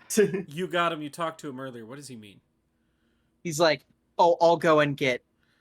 Oh, Yeah, Cachette. yeah. He's Okay. like, "Looks like he's geeking. I'll go and get him." All right. Would you mind dealing with Felix as well, if you can? And he kind of smiles and goes, "Ma'am, I'm not a miracle worker." Or he's like, No, "Look, I I'm not a know. miracle Yeah. worker." I know what he would say then when I'll she's like, find "Hey, it. you want to feel Yeah. good?" Instead of doing like Yeah. this, he'd be like, "No, I'm on a mission. I have to find my cat boy." And probably I've lost my twink. in a yeah, right. And in a second, you actually feel a hand on your back, one that is memorably mechanical. You turn around and you see a fully gas masked up. Grab him by Yeah. the shirt and be like, "That fucking twink's gone." Yeah, and he's gonna look at you and go, and he's like, looks at you with very serious Oh, eyes shit. from behind the gas station or the gas mask. Yes. Yeah. No, he's got well, he looks at you with this like red sensors from his eyes, you know, and he goes, "The twink will be fine. Here, let's get you some water, bud." I promised the ladies I would find the cat. And he just picks you up. And what? Yeah. Have you always been this strong? Yeah. Yeah, you have. And he like carries you to the bar and starts getting you some water and stuff. Meanwhile, back on the dance floor, Trixie and Cash. Cash, you find Felix. Felix Was I is looking for Felix? no, but you found him. Okay. Felix is currently on top of the fucking ice sculpture goose. Okay. And he's Yeah. on top of the ice sculpture goose. And like there's like 3 other people up there with him. And they're Yeah. all just like grinding on each other. And Yeah. Felix is just like, "I'm on a big fucking goose." Yes. You are, babe. You are Damn. totally on a big fucking goose. You fucking rock that goose. And then I, now knowing where Felix is, Yeah. am no longer involved in Felix's bullshit. The Uh-huh. only person in this room is Trixie. Absolutely. Yeah. And I was surprised And you took maybe a it- few other people if they're cute. Whatever, it's fine. yeah. Classic. Hopeless. Five. Right. Hopeless. We will behind the curtain all of that, of course. Is there anything else that happens at your show in particular? There, Omen. He picks someone out of the crowd. Probably does like the rest of his set. I don't know how many songs does concert normally or show normally have. I mean, 5 or 6, 7. how long are you wanting the show to go? Oh, he can go a long ass time. But Mm, he'll probably do like mhm. 7 more songs. Okay. Because he can go a long ass time. Mm-hmm. Well, with a They body, got implants for that. yeah. I was gonna say with a body type of 15. Yeah. Okay. All Isn't night. nice. And she'll never know. Mr. Stud. God damn. Mr. Stud, she'll never Mr. know. Actually, does not have Um, Mr. Stud. Did not go with that implant. Fair. Make me a cocksmithing check. No, just kidding. That is a channel in joke. But no, yeah. Can I say that once Felix has revealed himself, like Uh-huh. Cachette is like trying to convince Serum to get if he has to carry him to get Felix, and like it's just like, here, kitty, kitty, kitty, kitty. Yeah. Get alone. Meanwhile, Let him have his Felix is moment. looking down and going, "Oh shit, you're the gun guy. Hey, gun guy." Yeah, told. Well, I volunteered to find you. You Come here, found kitty, me. kitty, kitty. He's like, "You found me. Serum, you want to take him back to the bar?" He's like, Serum, if you take me back to the bar, you'll never Turns ride in the around. gun. You'll never ride in the mech again. he's like, "I'm sure you won't remember telling me that," and then walks you back to the bar. And He's yeah, just like, Kosem ek. yeah, Which yeah. is your mother's pussy. Yeah, and I think what we'll do is we will cut there for the night, and when we come back, we will get to see the aftermath of One Wild Night at Omen's show. Pregnancy rolls. Good, no, No. no, no. We all No, get thank you. tattoos and go insane because we have too many now. Yeah, that's right. I have too many tattoos, I go crazy. All right, let's start getting some sign-offs. I'm gonna let y'all lead these for a second. But first, because we still have some raiders here, I gotta get my plug in real quick. Because if I go last, who knows? Maybe some people will be gone. So if you want me, that's right, me, to run your game, my name is Mira. I am Mira Shades GM.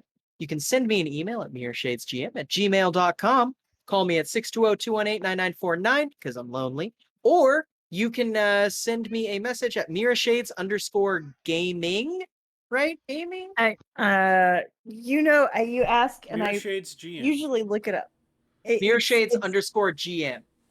Yeah, at I think so. Instagram.com. But yeah, send me some messages because I will run your game for $20 a head, and I'm really good at it, I promise. Okay, now you guys go ahead and start doing the thing. I will be back in a second, but let's start with It's Mirror Shades _gaming. Start that's with what I who? thought. We'll Yeah. start with Scott, Scott. and I'll be right back. Okay. Sorry, lost my voice for a minute. Scott, whatever. So I played Trinix, who went to work. Simple day at work.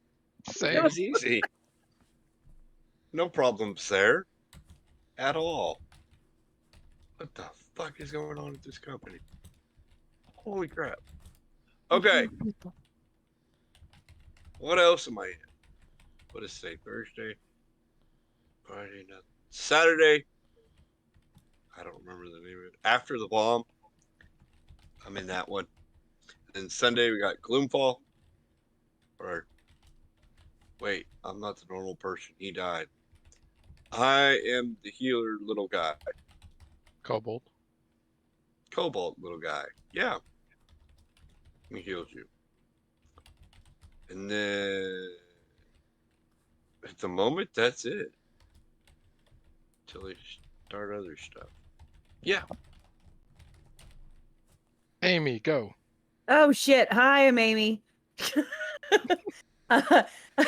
Zoned out. I am. Today I played Cash. She was with her fiance Trixie. They did things. It was exciting, and there was also a job interview, and some bitch was like. They did. Listen, it's my mission to make my GMs as uncomfortable as possible, and I love it. I'm currently trying to do that to Gunner as well. I can't wait. And you can see that on Wednesdays in Over the Horizon, where I attempt to make my GM uncomfortable, and he continues to murder us relentlessly. Except for last session, we didn't die. That's awesome. Usually we Physically. die. Well, Flanagan got verbally murdered. He did. Flanny did it to himself, though. That was pretty great. And I will also be sleeping with that woman, Gunner, just so you know, it's gonna happen. At least once, but it's gonna. I've Anyway, already and formulated a plan to make you. Anyway, I'm ready for it. Yes, let's go. I've got a plan too. Haha, GM on player plans, doing it. And then, yes, What's some going shit's on? happening. Oh, I'm going I on? talking switched to shit to Amy. Gunner. Gunner's talking shit to me. It's very good. I And then, Okay, Amy's shit doing her talking. sign off. yeah. Okay. And then every other Friday, I'm in the Immortal War. It is ran by Rowan, who is lovely and played our beautiful Cachette, who was struggling. And it's a samurai game. It's fun. And that's, well, no, you can also catch me at hypegraphics.co. That's CO. I make stickers. It's fucking cool. You should check them out. That's me. Excellent. Okay, let's go next to Rowan. We just talked about him.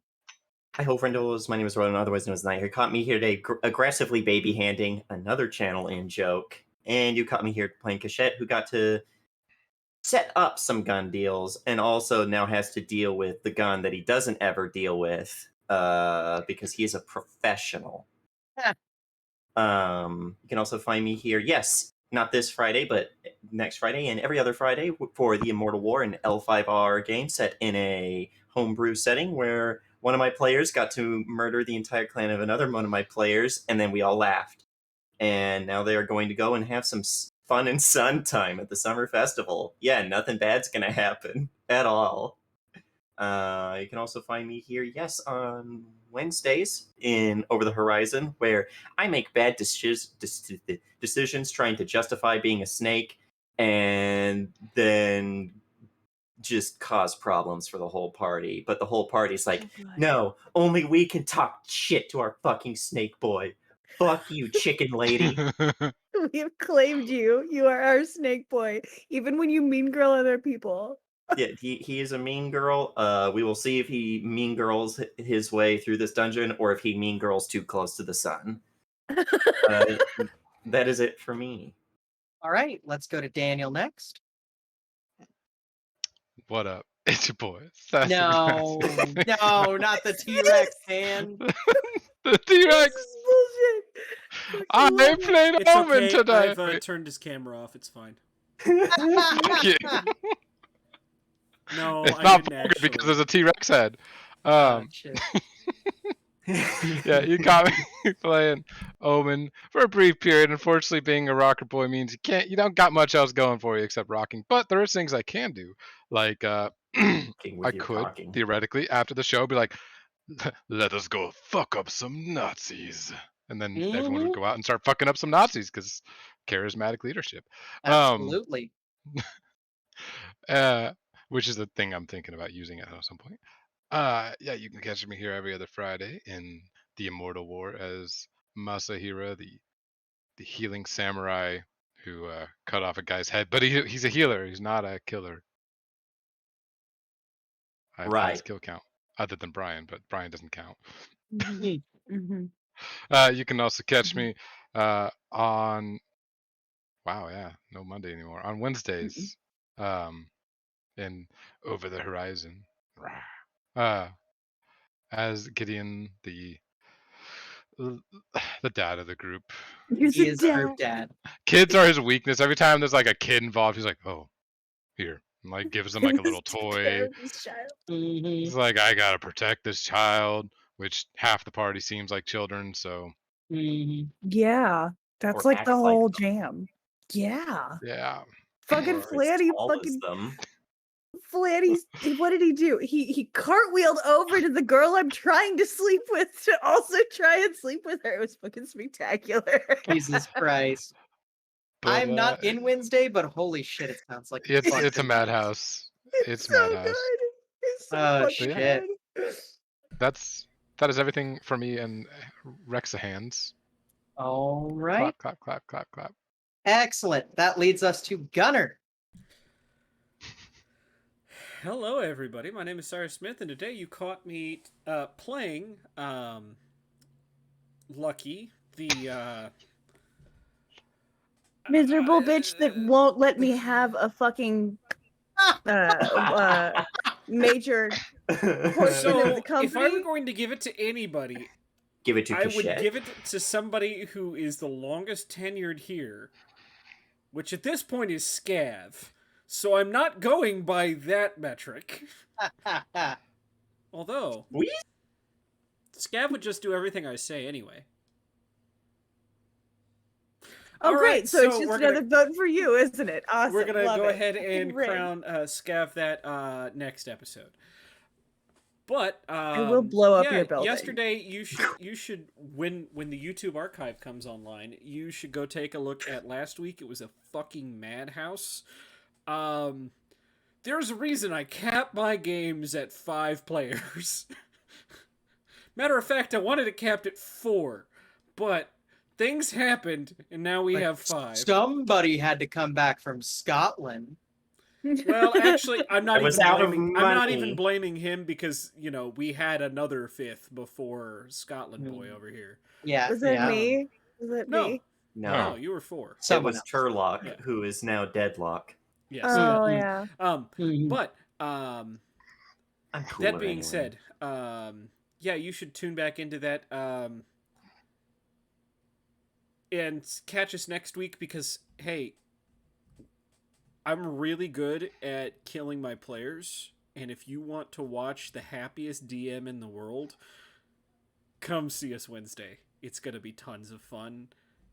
It's gonna be great. You can also find me not this weekend, unfortunately. No Saturday, Sunday game. And then afterwards, I will be on first shift, so that'll be things interesting. But other than that, I think that is it for me for the moment. All right, and that leads it to me. Hello, everybody. My name is Mira, also known as Mira Shades GM. Again, my plug that I gave earlier is that you can have me run your games at mirashadesgm@gmail.com. That's the easiest way to reach me, or by calling me at 620-218-9949. Thank you to all of the raiders that we had. We had 2 raids tonight. A bunch of new followers. Thank you so much. For those of you who just followed us and who are ready to get following, check us out on our YouTube. We have a link in the bottom, or hell, just join our Discord. We've got a Discord in the bottom. You could just join us and then throw that bitch on mute. I don't care. I'd be very happy if you were here and that I could interact with new community members. And, you know, who knows? Maybe if you hang around the community, you might end up in a game on this channel maybe sometime. Who knows? I don't know. But whatever the case, you caught me tonight running New Amsterdam, the utmost depressing setting in the world, and they had a great time tonight getting high. Also, you can catch me on the upcoming Monday game that's going to happen. I don't even know what it is anymore, which is really exciting. It's not going to be this Monday, but it'll be next Monday, like the Monday after this coming Monday. You can catch me on Sunday and Saturday games, though those are currently not going this week. And otherwise, that's about it that you can catch me on.